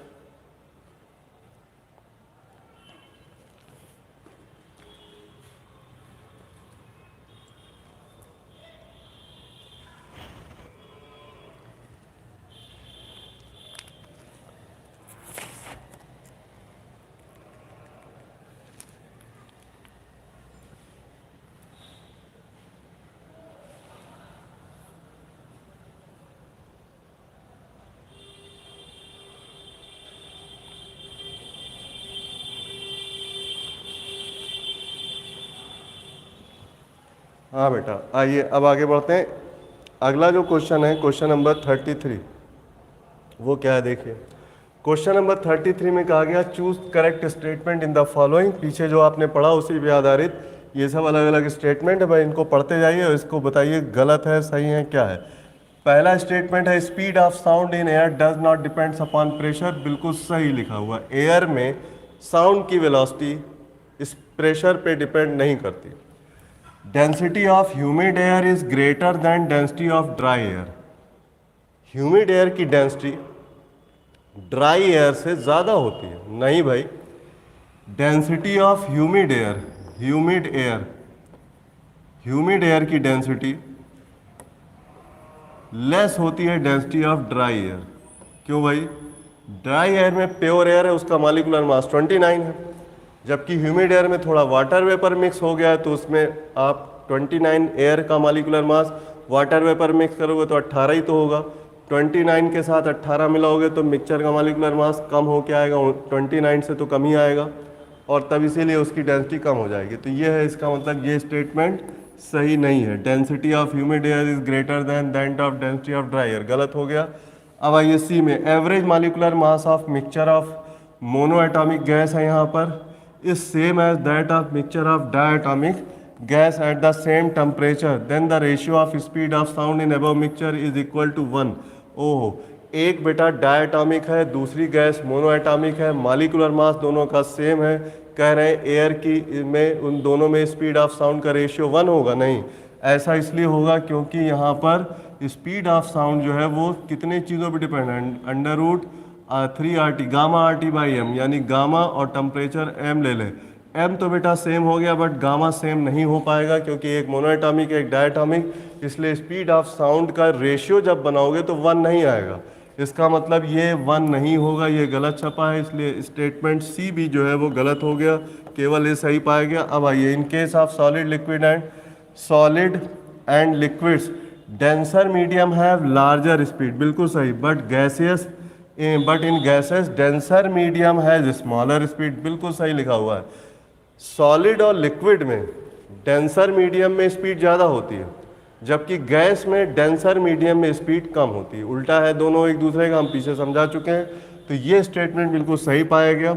अब आइए, when wind blows from east to west with speed 20 kilometre per hour. अब ये स्पीड 20 किलोमीटर पर आवर कितनी होगी बेटा मीटर पर सेकेंड में, तो इसको 5/18 से जब आप करोगे तो ये वैल्यू बहुत कम हो जाएगी, 18 20 के बराबर लगभग 5 के बराबर आएगा। 5 मीटर पर सेकेंड के आसपास वैल्यू आ रही है क्योंकि ये बहुत छोटी वैल्यू है। इसका मतलब एयर के चलने की स्पीड तो बहुत ही कम, sound propagate from south to north, इसका मतलब ये बेटा जो एयर ब्लो कर रही है ये ईस्ट वेस्ट चल रही है और साउंड उसके परपेंडिकुलर 350 से चल रही है। एयर की स्पीड 5 मीटर पर सेकेंड के आसपास है और ये 350 है, तो नेट वेलोसिटी ऑफ साउंड क्या निकलेगा? तो आपने अभी पीछे पढ़ा था कि जब बहुत छोटी वैल्यू हो तो वो कंपोनेंट वाला फॉर्मूला लगाते हैं, 90 डिग्री पे सेम वैल्यू आती है। तो इन कह रहे हैं in above case effective speed of sound remain unchange approximately, बिल्कुल सही स्टेटमेंट पाया गया क्योंकि अगर स्पीड ऑफ विंड बहुत कम है और परपेंडिकुलर है दोनों एक दूसरे के, तो फिर 90 डिग्री वाले केस में कोई असर नहीं पड़ेगा, अनचेंज रहेगी वैल्यू। पीछे हम लोग पढ़ चुके हैं, ये स्टेटमेंट सही पाया गया। आगे लिखा हुआ on increase in temperature speed of sound in any medium increases always. ना, एनी मीडियम नहीं कह सकते बेटा, केवल गैसों में टेम्परेचर के बढ़ाने पर साउंड की वेलोसिटी बढ़ती है, जबकि सॉलिड लिक्विड में टेम्परेचर बढ़ाने पे साउंड की वेलोसिटी स्लाइटली कम हो जाती है। तो दोनों में अलग अलग तरीका है, एक साथ नहीं कह सकते on increase in temperature speed of sound in any medium increase है, तो ये भी बेटा रॉन्ग हो गया। इसका मतलब केवल इसमें आपका ए वाला सही है, डी वाला सही है, ई सही है, तो ए डी ई ये आपका तीसरा आंसर सही हो गया। तो आपने जो पीछे पढ़ा था उसी पे आधारित थ्योरेटिकल क्वेश्चन है। चलिए अब आइए एक और क्वेश्चन नंबर 34 है, इसको भी कर लेते हैं। क्वेश्चन नंबर 34 में क्या हो रहा है यहाँ देखो। क्वेश्चन नंबर 34 में कह रहा है the sound propagate in a medium from place A to place B with speed V. बहुत बढ़िया सवाल है बेटा, इसको ज़रा ध्यान से देखिए। मान लेते हैं यहाँ पर ए पोजीशन है और यहाँ पोजीशन बी है और साउंड यहाँ से यहाँ प्रोपगेट कर रही है, ऐसे साउंड जा रही है, स्पीड कितनी है इसकी v है और ये दूरी हम मान लेते हैं d है। इसमें जो टाइम लग रहा है बेटा वो t1 लग रहा है, तो आप यहाँ लिख सकते हो d बराबर VT1। अब आइए, अभी क्या था, मीडियम में कोई विंड ब्लो नहीं कर रही। आगे क्या हुआ, if wind blows perpendicularly with speed u, then it propagate from place A to place B in time t2। अब क्या हो रहा है, अभी जो ये वेलोसिटी है ये परपेंडिकुलर डायरेक्शन में इसके यहाँ पर विंड ब्लो करने लगी। तो विंड के ब्लो करने की जो वेलोसिटी थी बेटा वो परपेंडिकुलर है। तो यहाँ पे हम देखो बना रहे हैं, पहले हम इसको ये लाइन A से B बना देते हैं। पहली बात तो ये आप समझिए कि A और B अपने सेम प्लेस पे रहेंगे और यहाँ पर क्या होगा, ये सोर्स है, इसमें बेटा साउंड हर तरफ चल रही, लेकिन B तक पहुँचने वाली साउंड क्या होगी, यहाँ पे ये वाली साउंड जो जाएगी वो B पे पहुँचेगी।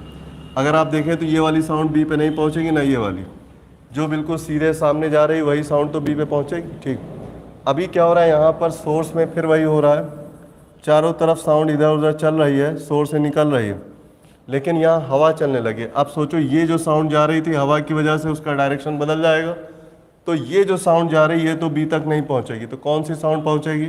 तो अब हम आपको इसका वेक्टर डायग्राम बना रहे हैं। ये वाली साउंड जो हम नीचे की तरफ ले लिए बेटा, ये जो साउंड चल रही है इसमें विंड की वेलोसिटी परपेंडिकुलर है AB लाइन के, विंड की वेलोसिटी वाला वेक्टर ऐसे जोड़ देंगे u। ये जो विंड की वेलोसिटी है परपेंडिकुलर है यहाँ पर AB लाइन के, तो वेक्टर साउंड की वेलोसिटी वेक्टर में विंड की वेलोसिटी वाला वेक्टर जोड़ोगे तो नेट वेलोसिटी ऑफ साउंड ये आ जाएगा, it is the V net. तो V नेट को आप देख सकते हो, V नेट तो यही मिलना चाहिए ना, नेट वेलोसिटी ऑफ साउंड इस दिशा में मिलनी चाहिए जिधर B है, तभी तो B को साउंड मिलेगी। कौन सी साउंड, जो ये वाली साउंड चल रही है उसमें विंड की वेलोसिटी ऐड होगी, तो ये है वेलोसिटी ऑफ साउंड V, और ये टाइम जो लगेगा इस पूरे प्रोसेस में उसमें टाइम t2 दिया हुआ। तो बेटा अगर दूरी के हिसाब से देखें तो ये दूरी क्या हो जाएगी, VT2 हो जाएगी, क्योंकि इस डायरेक्शन में वेलोसिटी ऑफ साउंड V है। ये लंबाई कितनी होगी बेटा, ये लंबाई हो जाएगी VT2 यहाँ से यहाँ तक, क्योंकि वेलोसिटी और टाइम का मल्टीप्लाई करोगे तो ये दूरी आएगी। वेक्टर डायग्राम समझ गए, फिर से एक बार समझ लो, जो साउंड सामने की तरफ चलेगी वो विंड की वजह से आगे निकल जाएगी, वो B को नहीं मिलेगी। जो साउंड तिरछी ऐसे चलाओगे उसमें विंड की वेलोसिटी वेक्टर जुड़ेगा, तो रिजल्टेंट वेलोसिटी ऐसे आ सकती है। इसलिए आप कह सकते हो कि यहाँ पर विंड की वेलोसिटी के लिए आपको यहाँ पहुँचाने के लिए आपको साउंड को तिरछा लाना पड़ेगा, और तब उसमें विंड की वेलोसिटी जुड़ेगी और तब रिजल्टेंट इसी लाइन पे आएगा। जब तक रिजल्टेंट वैल्यू या नेट विंड की वेलोसिटी इस लाइन पे नहीं आएगी तब तक हम वो वाली साउंड B तक नहीं पहुंचा सकते। तो ये इसका कंप्लीट वेक्टर डायग्राम है, और अब इस डायग्राम में ये एंगल 90 है तो पाइथागोरस लग जाएगा। ये लंबाई VT2 है, ये लंबाई UT2 है, और ये लंबाई D हम पहले मान चुके हैं यहाँ पर। तो बेटा ये लंबाई यहाँ D लिख लेते हैं। अब आप इस D को कैसे कैलकुलेट करोगे, तो यहाँ देखो D की वैल्यू अगर निकालना है तो इसके स्क्वायर में से इसका स्क्वायर घटा दें, तो बेटा यहाँ पे D की वैल्यू या D स्क्वायर बराबर आ जाएगा VT2 का होल स्क्वायर माइनस UT2 का होल स्क्वायर। ये इस पाइथागोरस थ्योरम के हिसाब से हमने लिखा है। ये लंबाई VT2, ये लंबाई UT2 और ये लंबाई D, तो D का स्क्वायर बराबर इसके स्क्वायर में से इसका स्क्वायर घटा दो, राइट एंगल ट्रायंगल बन रहा है, तो ये नियम लगेगा पाइथागोरस का। और तब यहाँ पर D स्क्वायर की वैल्यू ये रखेंगे, तो ये बेटा आ जाएगा VT1 का होल स्क्वायर बराबर VT2 का whole square minus UT1 T2 का होल स्क्वायर। अब ध्यान दीजिए, आप T1 T2 का रेशियो बनाना है। एक काम करते हैं इसमें कि अगर हम इसमें T2 कॉमन ले लें तो ये स्टेप आपका ऐसे बन जाएगा, T2 स्क्वायर कॉमन ले लो, यहाँ T2 स्क्वायर कॉमन आ गया, अंडर ब्रैकेट आ गया बेटा V square minus U square, और यहाँ पर ये वैल्यू हो जाएगी आपकी V स्क्वायर T1 स्क्वायर। अब इसमें T2 को इधर ले लो और V स्क्वायर इधर भेज दो, बाकी हिस्सा हम इधर लिखे दे रहे हैं यहाँ ऊपर। तो ये आ गया आपका T1 square upon T2 square. क्या किया फिर से देखो, T2 स्क्वायर को इस स्टेप के नीचे ले आओ और V स्क्वायर को इसके नीचे ले आओ, तो ये बन जाएगा बेटा V square minus U square upon V square. इसे अलग अलग कर दो तो 1 minus U square upon V square आएगा। ये T1 अपॉन T2 का स्क्वायर है। ध्यान दिए, क्वेश्चन में यही रेशियो पूछा गया, T1 अपॉन T2 का होल स्क्वायर बताना है। तो T1 अपॉन T2 का होल स्क्वायर, ये आंसर आ गया। और ये वैल्यू आप देख सकते हो ऊपर U square minus V square, second is the answer. Second answer में ये दिया हुआ है तो क्वेश्चन में इसे रिलेट करना था। काम की बात क्या है, जब भी कहीं पर साउंड प्रोपगेट कर रही हो, मीडियम किसी डायरेक्शन में चलने लगे, तो दोनों वेक्टर का सम हो जाता है। रिजल्टेंट ऑफ साउंड की वेलोसिटी का वेक्टर निकालने के लिए दोनों का सम करें, क्योंकि हमें ए से बी साउंड पहुंचानी है। तो ये वाली जो साउंड इधर चल रही होगी उसमें विंड की वेलोसिटी जुड़ेगी और तब बेटा ये रिजल्टेंट वेलोसिटी आएगी, और तब इसको हम दूरियों के हिसाब से बना लें। तो टाइम का गुणा करें तो ये VT2 हो जाएगा, ये लंबाई UT2 हो जाएगी और ये डिस्टेंस D है।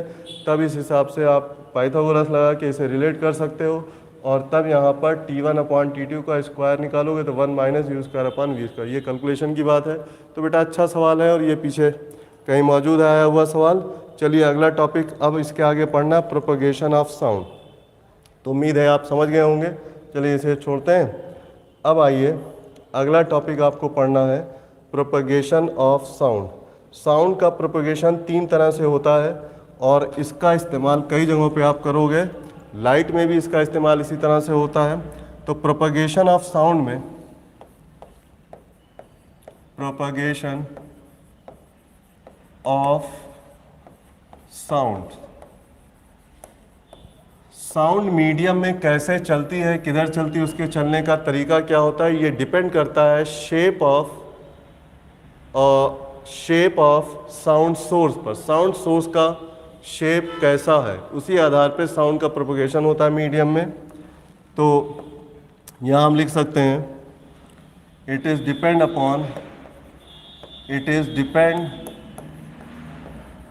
अपॉन शेप ऑफ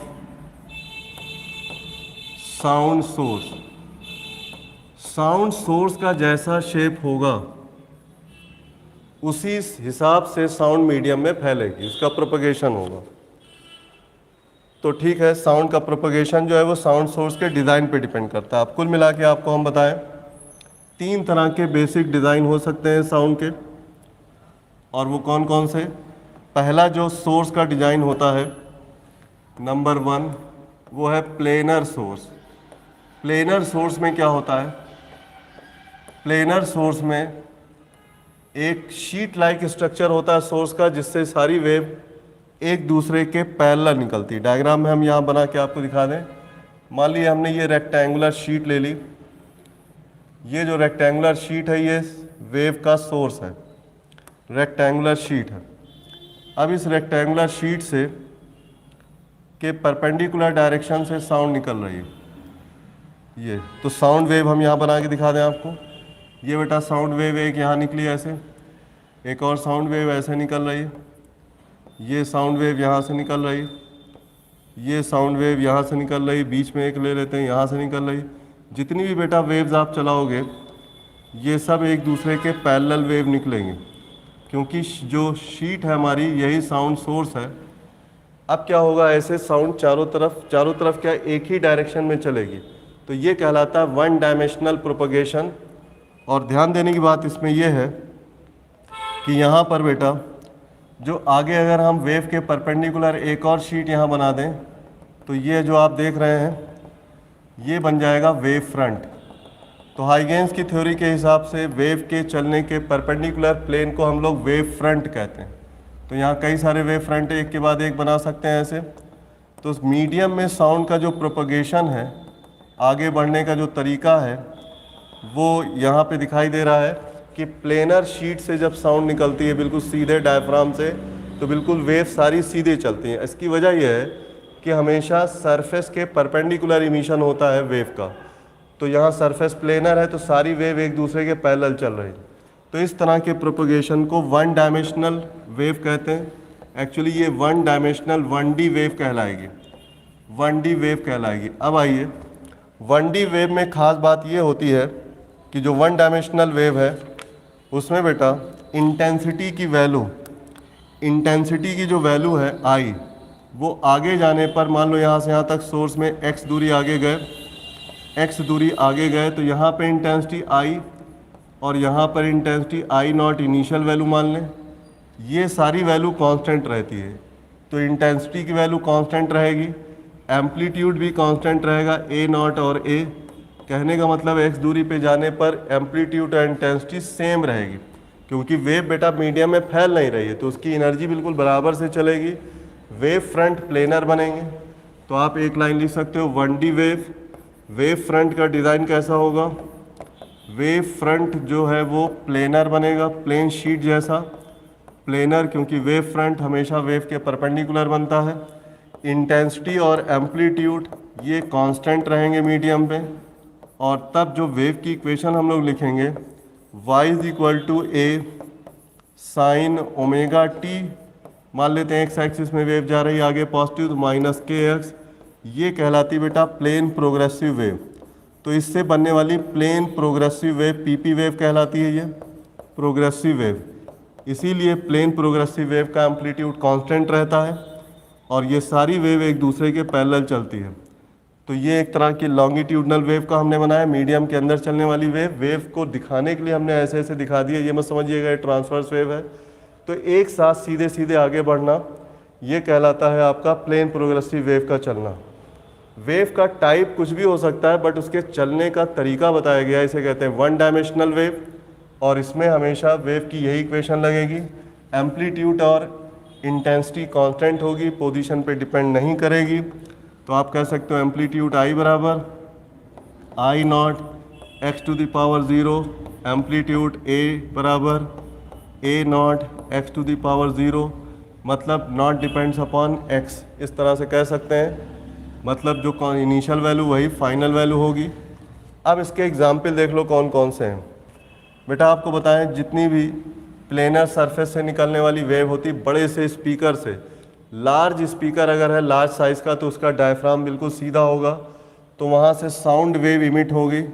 तो sound wave from large speaker, speaker खूब बड़े आकार का हो, वहाँ से जो साउंड निकलेगी वो हमेशा प्लेनर वेव बन के चलेगी। एक और बता दें, ओशन वेव, समुद्र के अंदर जो पानी की लहरें आती हैं ओशन वेव। ओशन वेव जो होती है, ओशन वेव, उसका वेव फ्रंट बेटा बिल्कुल प्लेनर होता है, सीधा सीधा। ओशन वेव ऑन बीच, बीच के ऊपर जो ओशन वेव आती है, तरंगों समुद्र की लहरें आती हैं वो बिल्कुल सीधी सीधी आती हैं।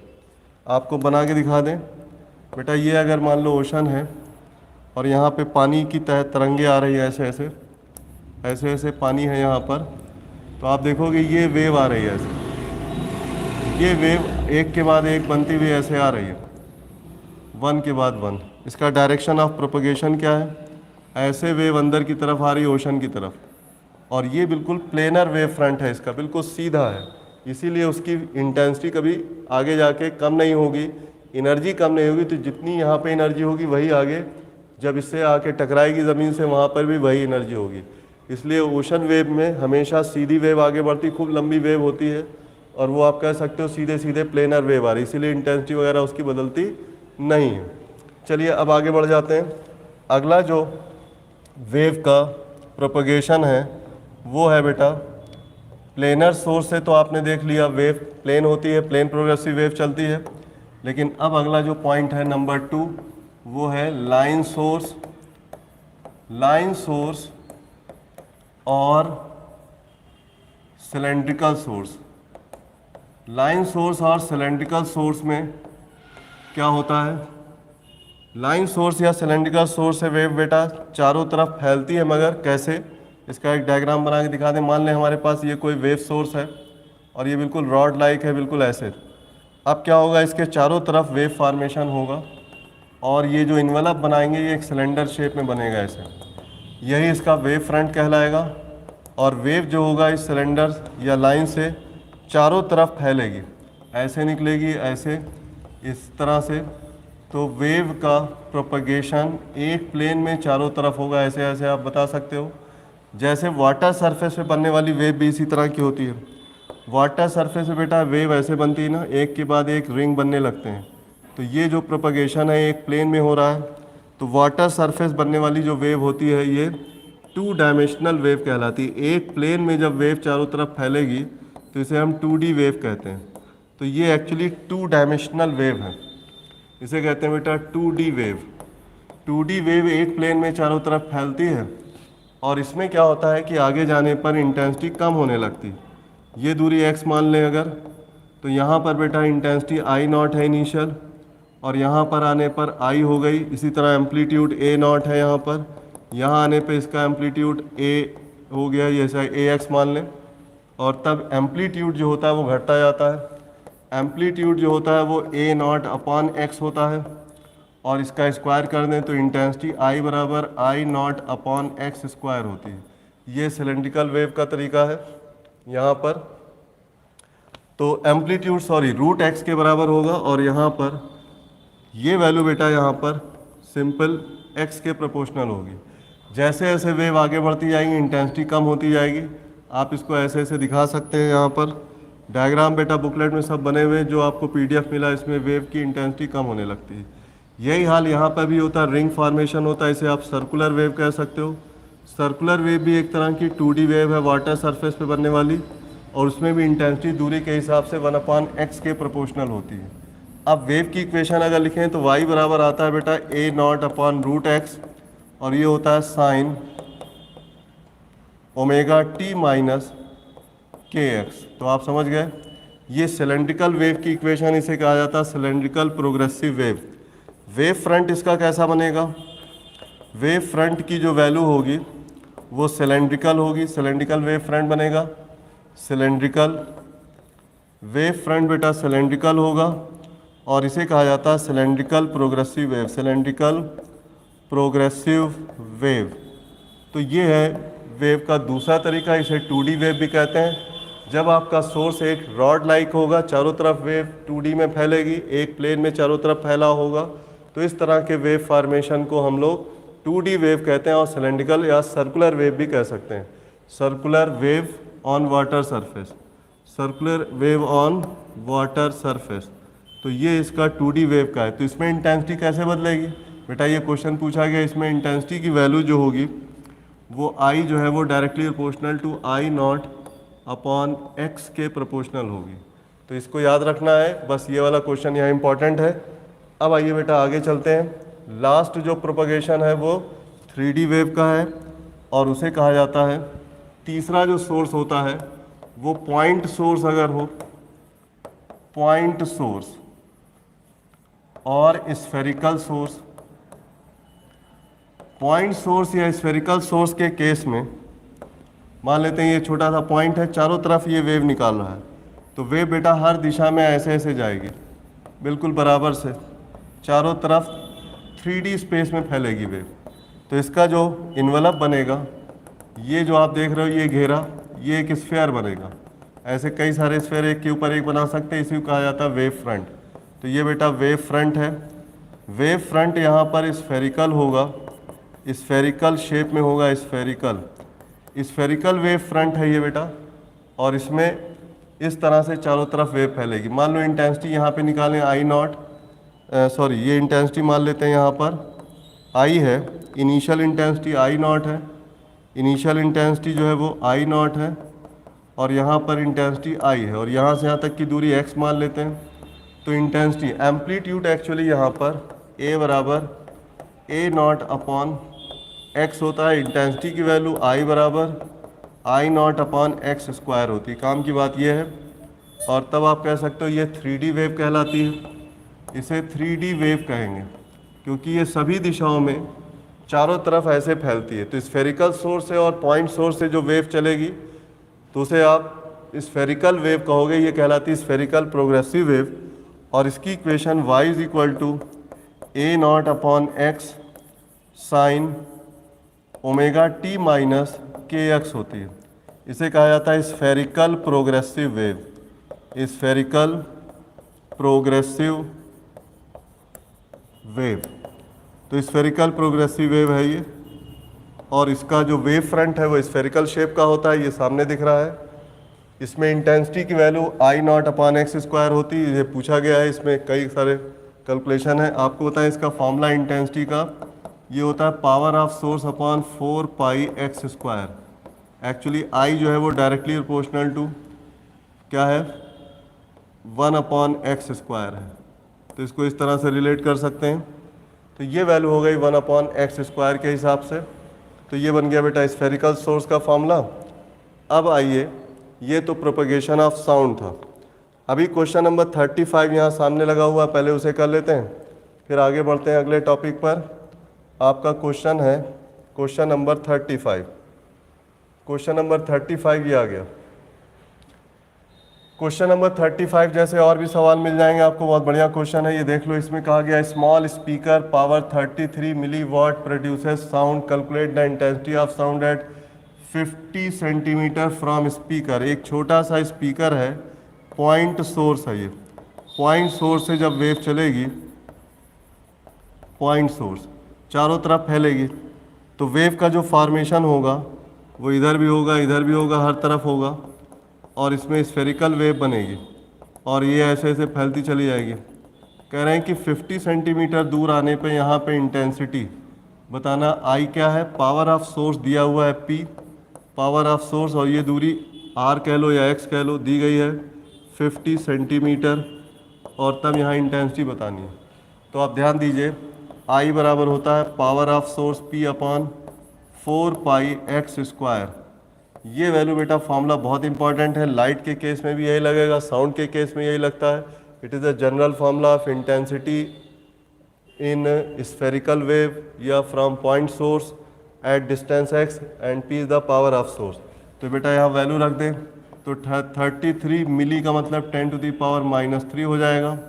4 पाई की वैल्यू में 12.56 डायरेक्ट लिख लो बेटा। यहाँ 4 पाई की वैल्यू सबको याद रहती ना। 4 पाई की जगह पर आप 1.56 लिख लो, मल्टीप्लाइड बाई x²। अब ध्यान देना, x 50 सेंटीमीटर, मीटर में से करना होगा तो 1/2 बन जाएगा।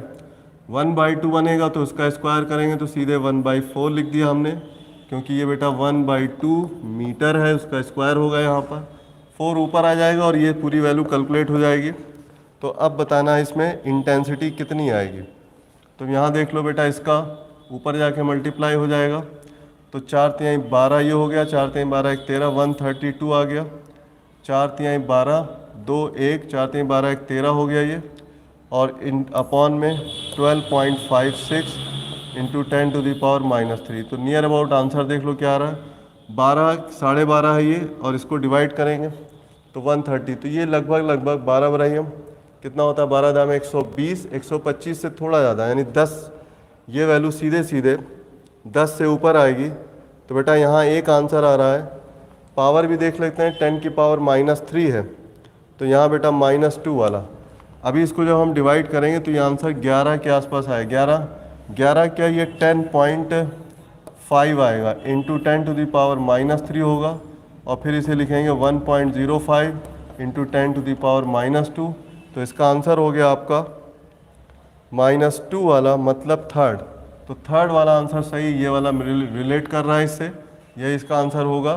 तो हमें इंटेंसिटी निकालनी थी इस पोजीशन पर, और हमारा जो सोर्स था वो बहुत छोटा, स्मॉल स्पीकर पॉइंट सोर्स। तो पॉइंट सोर्स का फॉर्मूला ये है। और इसके आगे अब बढ़ते हैं। अगला जो टॉपिक है बेटा वो है हमारा एब्जॉर्प्शन ऑफ वेव। बहुत बढ़िया टॉपिक है, और ये आपको वेव वाले चैप्टर में एनसीईआरटी में नहीं मिलेगा, बल्कि ये मिलेगा आपको डैम्पिंग वाले टॉपिक में, जहाँ पर वेव या कोई भी वाइब्रेशन डैम्प होता है। तो इस पे क्वेश्चन आते हैं। चलिए आगे बढ़ जाते हैं। अगला पॉइंट है आपका absorption of wave, very important. Absorption of wave कैसे होता है? एब्जॉर्प्शन ऑफ वेव, बेटा वेव जब किसी मीडियम में चलती है और मीडियम में कुछ ना कुछ रेजिस्टेंस होता है, तो वो वेव की एनर्जी को धीरे धीरे कम करता जाता है, क्योंकि डैम्पिंग होने लगती है वेव में, और उसका एम्पलीट्यूड और इंटेंसिटी दोनों धीरे धीरे कम होने लगते हैं आगे जा कर के। तो इस प्रोसेस को कहा जाता है डैम्पिंग, और इसमें एनर्जी का लॉस होता है। मीडियम के अंदर रेजिस्टिविटी होने की वजह से फिर जो वेव होती है वो आगे जा कर के उसकी इंटेंसिटी बहुत ज़्यादा घट जाती है। चलो हम बना के दिखा दें। मान लेते हैं हमारे पास ये एक ब्लॉक है और ये हमारा रेजिस्टिव मीडियम है। रेजिस्टिव मीडियम, जब कोई वेव इसके अंदर चलेगी तब क्या होगा? मान लेते हैं ये प्रोपगेशन एक्सिस है और एक वेव फॉर्मेशन इसके अंदर हो रहा है। ये वेव यहाँ से ऐसे आई, अब जैसे ही इसके अंदर गई धीरे धीरे इसकी एम्पलीट्यूड की वैल्यू कम होने लगती है, एम्पलीट्यूड इसका धीरे धीरे घटता जाता है और इंटेंसिटी भी कम होने लगती है। ये जो डिक्रीजमेंट है बेटा ये एक्सपोनेंशियल होता है। आप देखोगे एम्पलीट्यूड का ग्राफ नीचे जा रहा है इसे, तो इसे कहते हैं एक्सपोनेंशियल डिक्रीज। ये एक एक्सपोनेंशियल डिक्रीज है किसका, एम्पलीट्यूड और इंटेंसिटी का। तो अब क्या हो रहा है, यहाँ से यहाँ तक x दूरी आगे जाने पर मान लेते हैं यहाँ एम्पलीट्यूड और इंटेंसिटी a और I है, इनिशियल एम्पलीट्यूड a नॉट और इनिशियल इंटेंसिटी I नॉट है। तो बेटा इसको कैलकुलेट किया जाता है x दूरी पर, I बराबर I नॉट e की पावर माइनस म्यू x, और इसी तरह से a बराबर a naught e to the power minus half mu X ले सकते हैं, क्योंकि अंडर रूट लगाएंगे तो हाफ पावर आ जाएगी यहाँ पर। ये बेटा फार्मूला है, इंटेंसिटी और एम्पलीट्यूड एक्सपोनेंशियली डिक्रीज करते चले जाते हैं। बेसिक फार्मूला ये है, इसी फार्मूले को अगर हम पलट के इंटेंसिटी ई की पावर एक्सपोनेंशियल से लॉग का फार्मूला बताएं तो आपको बेटा यहीं से डायरेक्ट फार्मूला मिल जाएगा। x बराबर 1/μ, यहाँ आ जाएगा लॉग बेस ई, और ये हो जाएगा आपका I naught upon I not upon I होगा। ये इंटेंसिटी रेशियो ले सकते हैं यहाँ पर, ये x की वैल्यू निकालने का फार्मूला, लेकिन ये फार्मूला शायद ही यूज़ होगा, यहीं से सारा काम चलता है। अब जो क्वेश्चन यहाँ पूछे गए वो बहुत आसान है। तो आगे जाने पर वेव की इंटेंसिटी घटती जाती है, इसे डैम्पिंग कहते हैं, और ये एब्जॉर्प्शन की वजह से होता है। यहाँ पे बेटा एक क्वेश्चन है, उसको पहले हम ले लेते हैं तब आगे बढ़ते हैं। और वो क्वेश्चन है बहुत बढ़िया आया हुआ सवाल CBSE का पहले का। तो एब्जॉर्प्शन ऑफ वेव में यहाँ देखिए क्वेश्चन ये आ गया आपका, ये आ गया क्वेश्चन। कहा जा रहा है the intensity of sound get reduce by 20% on passing a slab, calculate the reduction in intensity on passage through the 2 successive slab. मतलब कहने का इनका ये है कि अगर एक छोटा सा स्लैब है ये, और यहाँ से कोई साउंड वेव यहाँ से पास हो रही है, उसकी इंटेंसिटी यहाँ आने पे कम हो गई, तो क्या हुआ, इंटेंसिटी यहाँ से यहाँ तक आने पे 20% कम हो गई। लिखा है यहाँ पर इंटेंसिटी 20% कम हो गई, -20% का रिडक्शन हुआ। अगर यहाँ इंटेंसिटी I है या I की वैल्यू 100 मान ले बेटा, तो यहाँ पर 20% कम होने के बाद यहाँ पे I की वैल्यू कितनी हो जाएगी, 80 हो जाएगी। अब ये स्लैब की जो लंबाई है मान लेते हैं x है यहाँ से यहाँ तक। अब इन्होंने कहा कि ऐसे अगर 2 स्लैब लगा दिए जाए, एक स्लैब उसके आगे एक और स्लैब, तब क्या होगा, तब सेम यही वेव जब इसमें इंटर करेगी ऐसे ऐसे, तो इंटेंसिटी कम होती चली जाएगी। यहाँ पर इंटेंसिटी I नॉट की वैल्यू कितनी ले लेते हैं, 100, तो यहाँ पे आने पे -20% कम हो जाएगी वैल्यू, तो 80 आएगी वैल्यू। फिर यहाँ आने पर ये रिडक्शन कितना और होगा ये बताना है, यहाँ पे वैल्यू क्या होगी ये बताना है। ये है आपका क्वेश्चन। मतलब डबल दूरी तय करने पर x से फिर x और आगे, तो टोटल रिडक्शन कितना होगा। बेटा बहुत सिंपल लॉ है इसका कि जब कोई क्वांटिटी एक्सपोनेंशियली डिक्रीज होती है ड्यूरिंग एक्सपोनेंशियल डिक्रीज, तो सेम परसेंट वैल्यू डिक्रीज होती है आगे भी। मतलब कहने का रिडक्शन जो होगा इंटेंसिटी का वो सेम परसेंट में होगा। क्या मतलब, अगर 100 का 20% कम हुआ है तो अब 80 का 20% और कम हो जाएगा। तो यहाँ पर पहले हिस्से में कितना हो रहा है, 20%, वो 100 की वैल्यू है, तो 80 का 20% डाउन कम कर लो। तो पहले फर्स्ट स्लैब में क्या होगा, फर्स्ट स्लैब में रिडक्शन, बेटा फर्स्ट स्लैब जो है उसमें रिडक्शन कितना हुआ, रिडक्शन बहुत आसानी से निकाल सकते हैं, और ये है 20% ऑफ 100, तो ये कितना हो गया, ये आ गया 20। अब उसके बाद सेकेंड स्लैब में क्या होगा, सेकेंड स्लैब में फिर रिडक्शन होगा। रिडक्शन अगर निकालें तो एक लाइन में ये सवाल लग जाता है, तो ये हो जाएगा बेटा again 20% of remaining value. First slab की रिमेनिंग वैल्यू 80 है, तो आप 80 करेंगे, 80 का 20% निकाल लो बेटा। 80 का जब आप 20% निकालोगे तो ये आंसर कितना आएगा, देखो 80 का 20% जब आप निकालेंगे तो ये आंसर आ जाएगा आपका, यहाँ पे हम लिख रहे हैं 80 का 10% 8 होता है, 20% आ जाएगा 16। इसका मतलब पहले बेटा 20 वैल्यू कम हुई, अब 16 वैल्यू कम होगी, यानी वो बची हुई वैल्यू का सेम परसेंट भी फिर रिड्यूस होगा। आगे अगर और जाएं तो बची हुई वैल्यू का फिर उतना ही परसेंट कम कर दें, तो हर बार इक्वल परसेंटेज में वैल्यू कम होगी। अगर दूरियां बराबर ली गई है, इक्वल इक्वल पार्ट लिया गया, तब ऐसा होता है और इसे कहते हैं एक्सपोनेंशियल डिक्रीज। तो टोटल रिडक्शन कितना हुआ? टोटल रिडक्शन 20 + 16, ये आ गया बेटा 36% वैल्यू घटेगी। यहाँ पे आप कह सकते हो इनिशियल वैल्यू 16 की हमने किया तो परसेंट कह सकते हैं। तो बेटा इसका आंसर सीधे हमने ऐसे ही रिलेट करके निकाल दिया। आप चाहे तो इसका आंसर I बराबर I0 e⁻ μx इस फॉर्मूले से भी कर सकते हैं। बेटा बुक्स में इसी फॉर्मूले से रिलेट करके 2 बार में इक्वेशन बना के और उसे रिड्यूस करके निकाला गया है, वो भी एक मेथड सही है।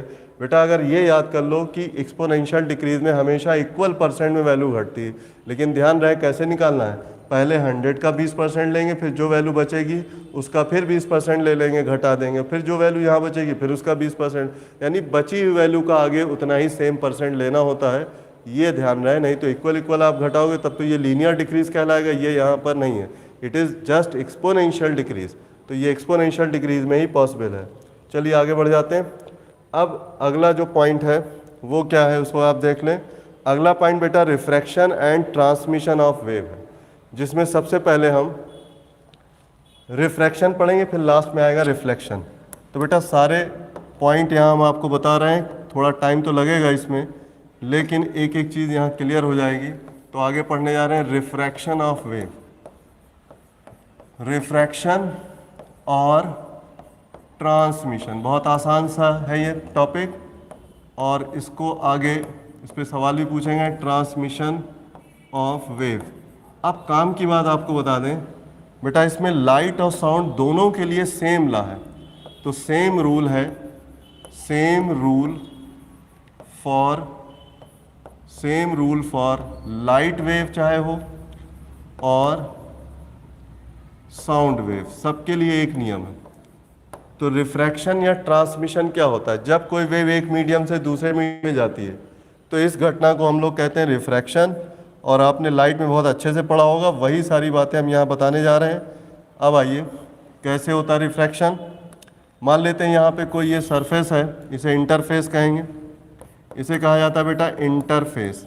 जहाँ पर 2 अलग अलग मीडियम जुड़ते हैं उस सरफेस को इंटरफेस कहते हैं।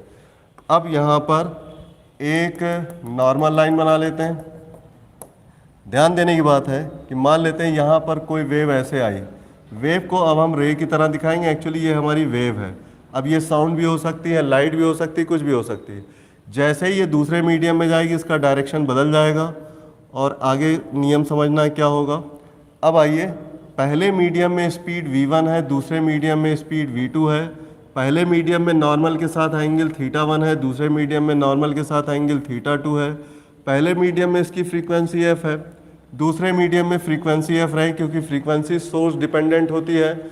एक बार वेव सोर्स से निकल आई, अब वो चाहे जिस मीडियम में जाए उसकी फ्रीक्वेंसी कभी नहीं बदलेगी। वेलोसिटी हालांकि बदलती, मीडियम डिपेंडेंट। पहले मीडियम में वेवलेंथ λ1 है और दूसरे मीडियम में वेवलेंथ λ2 है। तो काम की चीज़ें हमने लिखनी, फ्रीक्वेंसी, वेवलेंथ, वेलोसिटी और ये एंगल। अब आपको बात बताएं कि चाहे साउंड हो चाहे लाइट, रिफ्रैक्शन ये हो रहा है, इसमें बेटा स्नेल्स लॉ लगता है और स्नेल्स लॉ लाइट और साउंड दोनों के लिए अप्लीकेबल है। तो बेटा यहाँ पर अप्लीकेबल क्या है? Snell's law. Snell's law is applicable और स्नेल्स लॉ हम आपको लिख के दिखा दें, applicable for light and sound both, for light and sound both, दोनों के लिए ले सकते हैं इसे, साउंड बोथ दोनों के लिए ये लॉ अप्लाई होगा। तो अब आपको बताएं साइन θ1, स्नेल्स लॉ लिख रहे हैं अपॉन साइन θ2। अब आपको याद दिला दें बेटा, जब हम लोग रे ऑप्टिक्स पढ़ते हैं वहाँ इस एंगल को आई बोलते हैं, यहाँ आर बोलते हैं। आप सिंबल कुछ भी बना लो, नियम तो वही रहेगा ना। तो आप इसे साइन θ1 को साइन आई कह लो, साइन θ2 को साइन आर। हाँ, वहाँ एक नई चीज़ है, वो यहाँ से अलग है, मतलब वहाँ रिफ्रैक्टिव इंडेक्स का इस्तेमाल किया जाता है। हम यहाँ रिफ्रैक्टिव इंडेक्स की हमें ज़रूरत नहीं है। हम एक जनरल कॉन्सेप्ट की बात कर रहे हैं कि जब वेव एक मीडियम से दूसरे मीडियम में जाती है तो उसमें कौन कौन सी चीज़ों में कैसे कैसे बदलाव होता है, उसके लिए फार्मूला क्या है। तो आप इतना देख लो, sine I upon sine R को हमने साइन θ1 अपॉन साइन θ2 रखा। अब आइए काम की बात, ये जो एंगल होता है, अब हम यहाँ एक स्पेशल पॉइंट बता दें। एंगल जो होता है थीटा, वो इन्वर्सली प्रोपोर्शनल होता है वेलोसिटी के, इन्वर्सली प्रोपोर्शनल होता है लैम्डा के, बल्कि साइन थीटा पूरा लिख लो। साइन थीटा की वैल्यू वेलोसिटी के इन्वर्सली प्रोपोर्शनल और लैम्डा के भी इन्वर्सली प्रोपोर्शनल होती है।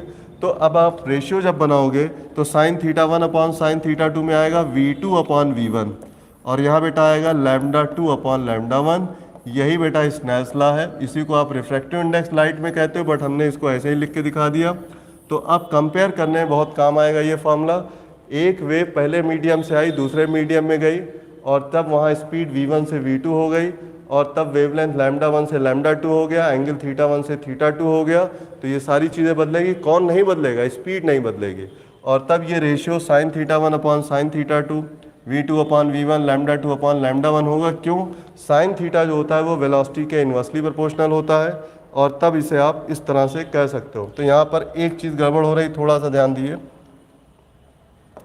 साइन थीटा की वैल्यू, एक चीज़ बेटा गड़बड़ हो रही है, इसको हम सही कर दें। ये थोड़ा उल्टा हो गया लिखने में, और ये हमारी मिस्टेक है, इसको हम फिर से लिखे दे रहे हैं यहाँ पर।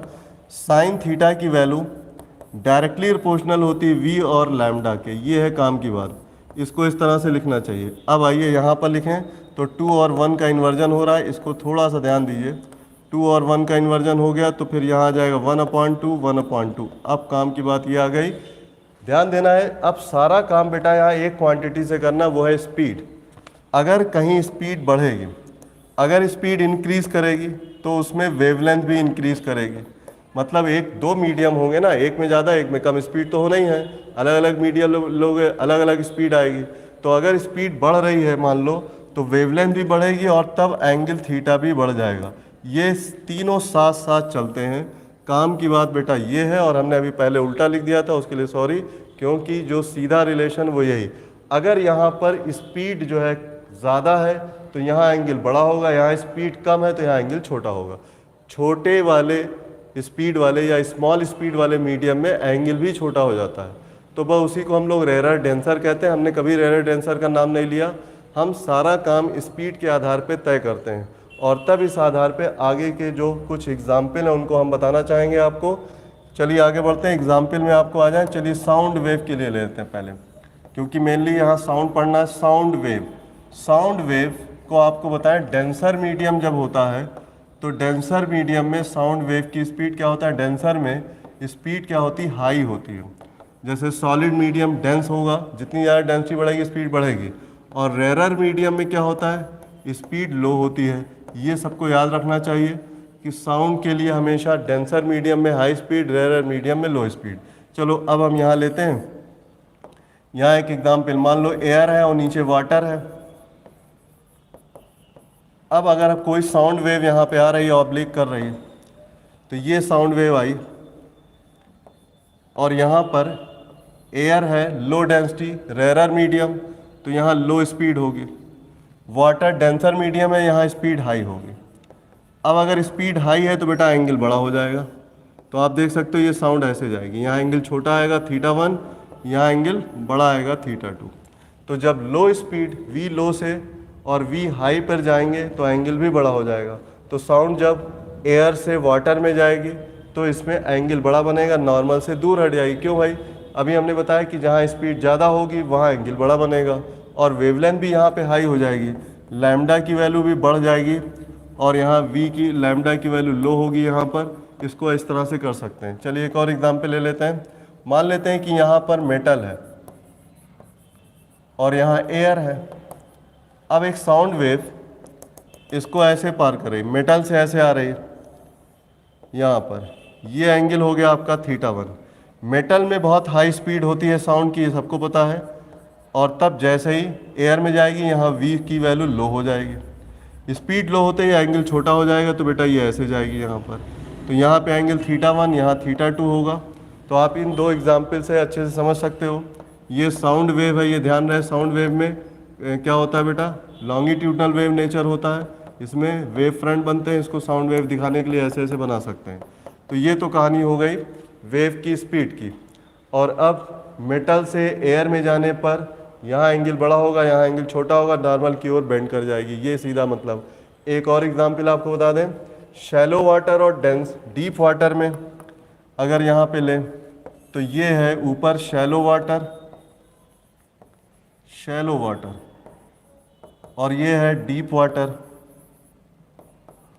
शैलो वाटर और डीप वाटर में साउंड गहराई में जा रही है तो क्या होगा, ये नॉर्मल लाइन बना दी। अब आइए साउंड की स्पीड की बात करें। शैलो वाटर में स्पीड क्या होगी, लो होगी। डीप वाटर में स्पीड हाई होगी, पहले हम बता चुके हैं बेटा शुरुआत में। तो लो स्पीड में एंगल छोटा बनेगा, जैसे ही शैलो वाटर में डीप वाटर में जाएगी स्पीड बड़ा, एंगल बड़ा हो जाएगा। ये एंगल θ2 बड़ा हो जाएगा, ये एंगल θ1 छोटा होगा। तो जब साउंड शैलो वाटर से डीप वाटर में जाती है तो नॉर्मल से दूर हट जाती है। ये बिल्कुल सीधा सा नियम है, क्योंकि सारा काम स्पीड से करना है। फिर से ध्यान दिए, स्पीड थीटा के प्रोपोर्शनल, लैम्डा के प्रोपोर्शनल। लैम्डा भी स्पीड के साथ साथ बड़ा होगा, थीटा भी बड़ा हो जाएगा।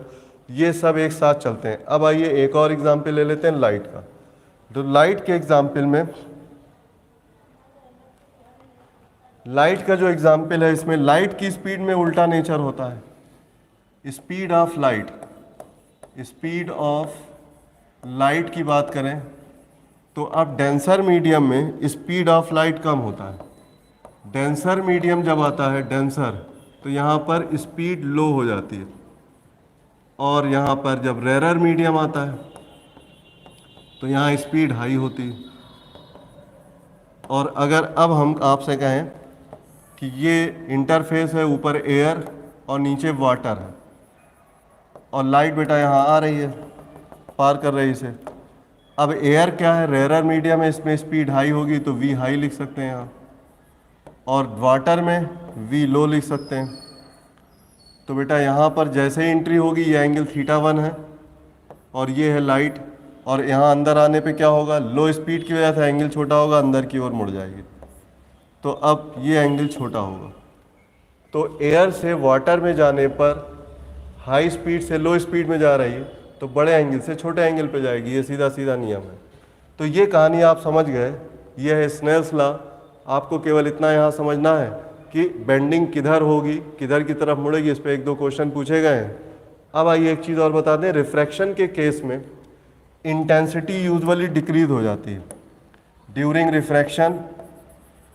ड्यूरिंग रिफ्रैक्शन, रिफ्रैक्शन जब होता है वेव का, रिफ्रैक्शन ऑफ वेव, तो आगे जाने वाली वेव में इंटेंसिटी और amplitude I and A decreases usually, decreases usually. Usually बेटा इनकी वैल्यू कम हो जाती है। ऐसा इसलिए होता है क्योंकि जब इंटरफेस पे लाइट बेंड होती है तब क्या होता है, वहाँ पर कुछ इंटेंसिटी एब्जॉर्ब भी हो जाती है मीडियम में, और कुछ रिफ्लेक्शन भी होता है। तो रिफ्लेक्शन भी सेम प्लेस पे होगा, तो जो ट्रांसमिशन होगा या रिफ्रैक्शन होगा उसमें इंटेंसिटी बढ़ जाएगी, थोड़ा कम हो जाएगी। तो इंटेंसिटी और वेवलेंथ हमेशा क्या होते हैं, डिक्रीज कर जाते हैं। वेलोसिटी, वेवलेंथ, ये दो ऐसे पैरामीटर हैं जो मीडियम बदलने से बदलेंगे, और एंगल ये चेंज हो जाएगा हमेशा, ये तीनों चेंज हो जाएंगे। फ्रीक्वेंसी क्या होगी, सेम रहेगी। रिफ्रैक्शन में कोई भी वेव हो, चाहे साउंड हो चाहे कोई हो, सब में वैल्यू सेम रहेगी। लाइट के केस में आप कह सकते हैं कलर फ्रीक्वेंसी पे डिपेंड करता है, कलर नहीं बदलता, वो आपको पता है। अब एक चीज़ और बता दें, फेस, इस पर क्वेश्चन पूछा जाता है। तो रिफ्रैक्शन में हमेशा फेस में नो चेंज, कोई चेंज नहीं आता। जैसी वेव आती है उसी से आगे ट्रांसमिट हो जाती, कोई चेंज नहीं होता। रिफ्रैक्शन में वेव में बेटा कोई चेंज नहीं होता है। तो ये हमने सारे पॉइंट आपको जल्दी से बता दिए। और बेटा अब 1.5 घंटे से के आसपास होने वाला है। एक चीज़ और बताना चाहेंगे, क्रिटिकल एंगल। तो अब आपको बताएं क्रिटिकल एंगल क्या होता है। जब भी कोई वेव, क्रिटिकल एंगल की बात करें तो साउंड में भी क्रिटिकल एंगल होता है। Critical angle, critical angle and TIR, sound और लाइट दोनों में होता है। Both light and sound, both light and sound, सब कुछ स्पीड के हिसाब से लाइट और साउंड दोनों में TIR भी होता है और क्रिटिकल एंगल भी बनता है। अब आपको बताएं कि अगर हम यहाँ पर एक डायग्राम ये बना रहे हैं और यहाँ पर बेटा मीडियम 1 है ये और मीडियम 2 है। मान लेते हैं कि ये मीडियम लो स्पीड वाला मीडियम है और ये मीडियम हाई स्पीड वाला है। अब हाई स्पीड लो स्पीड कह रहे हैं तो चाहे लाइट ले लो चाहे साउंड ले लो, कोई मतलब नहीं। अगर लो स्पीड है तो यहाँ एंगल बेटा क्या होगा, कम होगा। मान लो कोई रे ऐसे आई या कोई वेव आई और ये एंगल छोटा बना θ1, और जब इसमें जाएगा तो ये एंगल यहाँ पे बड़ा बन जाएगा θ2। ये कहानी है कब, जब कोई वेव लो वेलोसिटी वाले मीडियम से चल के हाई स्पीड वाले मीडियम में पहुँचती है तो वहाँ एंगल बड़ा हो जाता है, ये एंगल छोटा रहता है। अगर इस एंगल को और बड़ा कर दें, ये एंगल और बड़ा कर दें तो ये और उससे ज़्यादा बड़ा हो जाएगा, हो सकता है ये 90 हो जाए।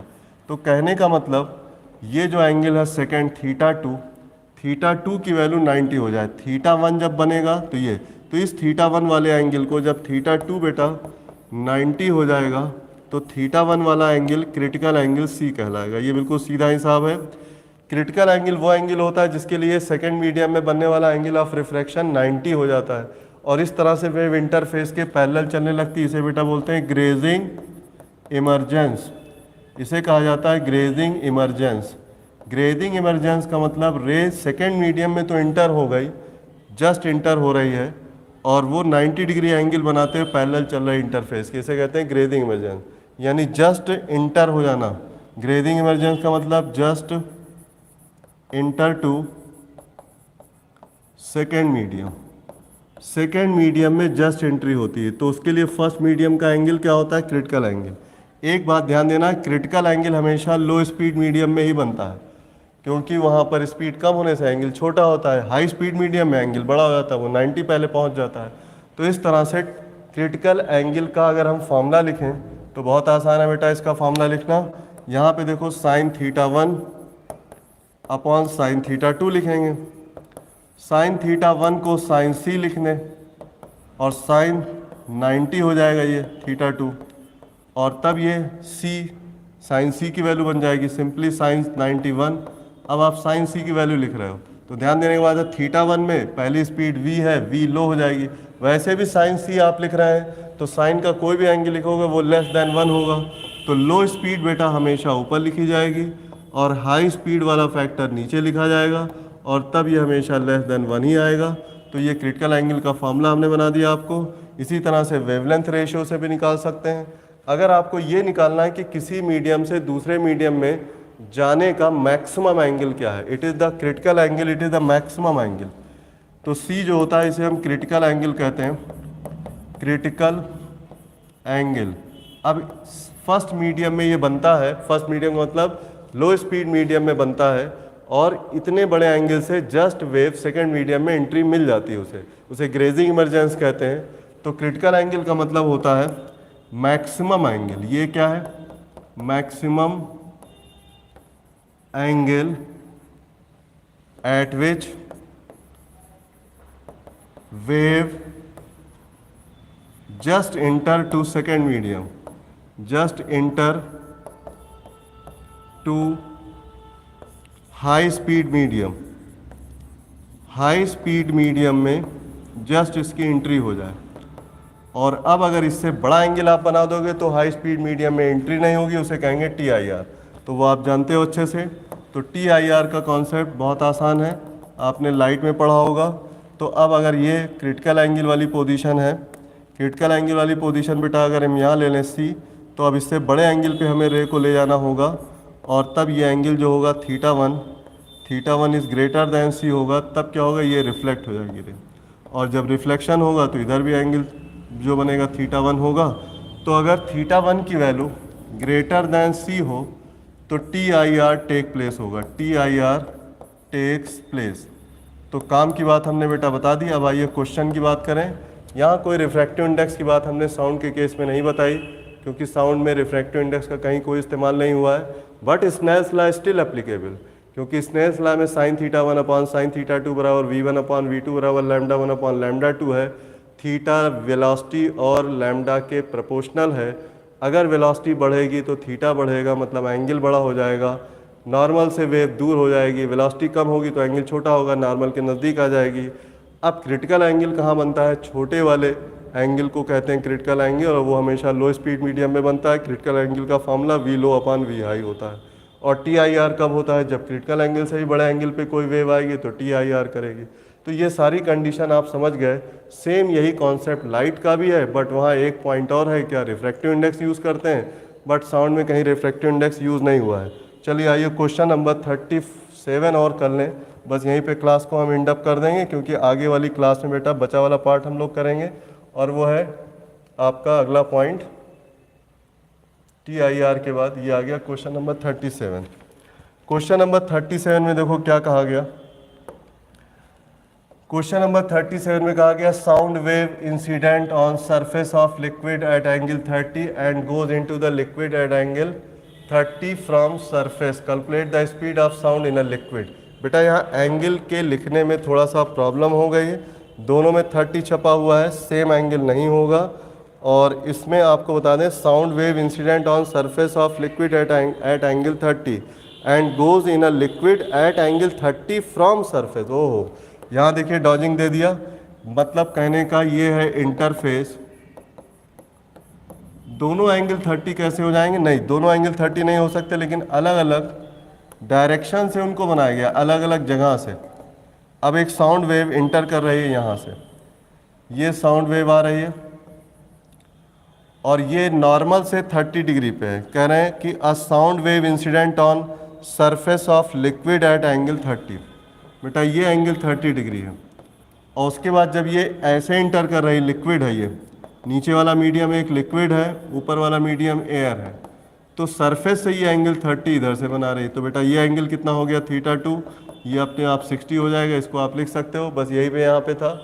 चलिए ठीक है, इसका मतलब लिक्विड में एंगल बड़ा हो गया और इधर छोटा है, होना भी चाहिए, लिक्विड में स्पीड ज़्यादा होती है। तो इसमें करना क्या है, calculate the speed of sound in liquid.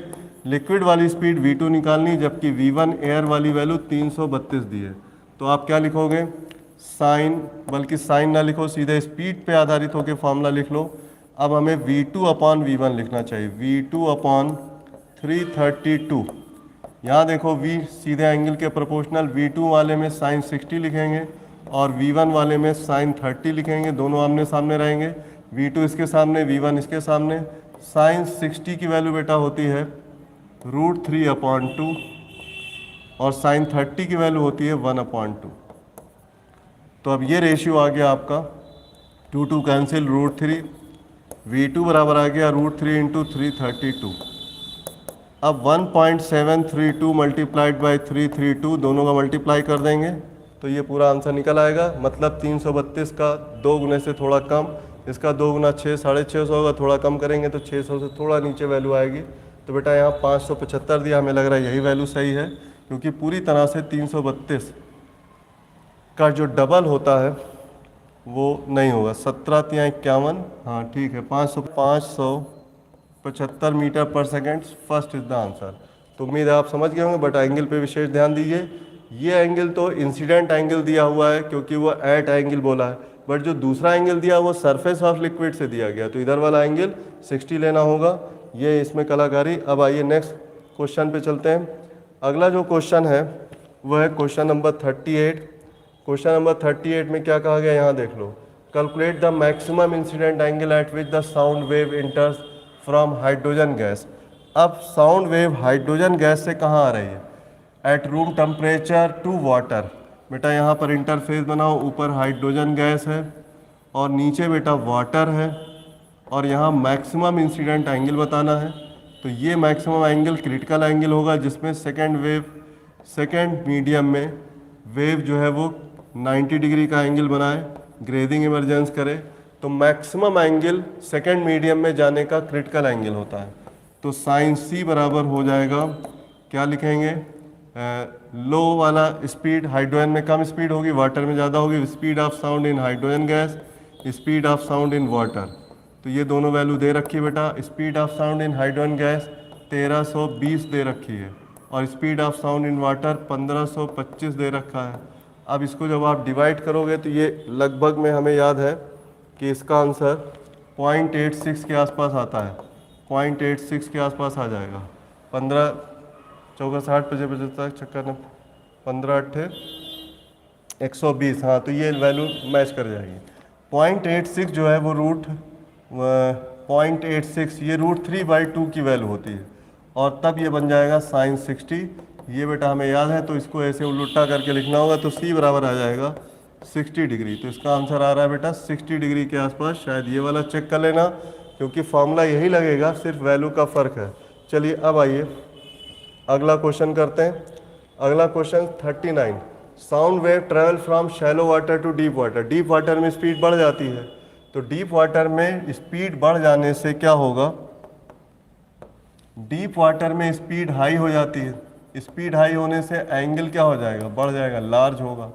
Angle large होने से बेंडिंग किधर होगी, अवे टू नॉर्मल। इसका आंसर सेकंड हो गया, it bend away to normal. मतलब शैलो वाटर से डीप वाटर में जाने पर ये ऐसे आएगा, ये हो गया डीप वाटर, डीप वाटर और ये शैलो वाटर, तो अवे टू नॉर्मल। चलिए आगे बढ़ जाते हैं नेक्स्ट। अगला एक और क्वेश्चन जल्दी से ले लेते हैं क्योंकि ये पॉइंट पूरा कर दें। ये है question number 40, calculate the critical angle for air with respect to steel. Critical angle for air लेना है साइन सी एयर। तो बेटा एयर वाली स्पीड कम होगी, यहाँ आएगा V air upon V steel, ऐसे लिखेंगे। और एयर में वैल्यू बेटा 350 है, स्पीड में 5000 है, ये वैल्यू बहुत छोटी वैल्यू आती है ये। और तब इसको जब आप डिवाइड करेंगे तो बहुत छोटा एंगल आएगा, ये 4 ही डिग्री बनेगा। जब आप इसको बेटा डिवाइड करोगे तो 5 से काट दो, ये 7 आ गया और ये आ गया 100, तो ये आ गई 0.07 वैल्यू। तो 0.07 वाली वैल्यू तो बहुत छोटी वैल्यू है और ये बड़ा छोटा एंगल होगा। तो थीटा जिसे कहें या सी से कह सकते हैं, और वो सी बेटा कितना होगा, साइन सी बराबर 0.07, तो सी बराबर 4 डिग्री के आसपास आ जाएगा। इसको आप निकाल भी सकते हो, वैसे छोटा एंगल एक ही दिया वही लेना है, नल लिखने की जरूरत नहीं। 4 डिग्री इसका आंसर है, ये हो गया बेटा चौथा। अब reflection of wave next lecture में पढ़ लेंगे, टाइम बहुत हो गया है, ये लगभग 2 घंटे के आसपास होने वाला है। हमने ये सारे पॉइंट पढ़ा दिए जो PDF में थे। रिफ्लेक्शन ऑफ वेव के बाद क्वेश्चन लगा के हम लोग सुपर पोजिशन ऑफ वेव आ जाएगा, उसे पढ़ेंगे। और अगले लेक्चर में शुरू के आधे घंटे में पहले हम रिफ्लेक्शन बता देंगे, उसमें भी बिल्कुल सीधा सीधा हिसाब है। फिर इको वाला टॉपिक आएगा और तब उसके बाद हम लोग सुपर पोजिशन ऑफ वेव पढ़ेंगे, जिसमें पहले इंटरफेरेंस है। तो थोड़ा जल्दी जल्दी तो हमें पढ़ाना चाहिए, बात सही है, लेकिन बेटा बुकलेट में लिखी हुई सारी बातों पे क्वेश्चन मौजूद हैं और उनको आप कर सकते हो। बट NCERT के हिसाब से चलना है तो रिफ्लेक्शन ऑफ वेव NCERT में बहुत अच्छे से दिया है। स्ट्रिंग का रिफ्लेक्शन, वेव का रिफ्लेक्शन सब अच्छे से बताया, तो वही हम लोग नेक्स्ट टर्न पे पढ़ेंगे। That's all, thank you.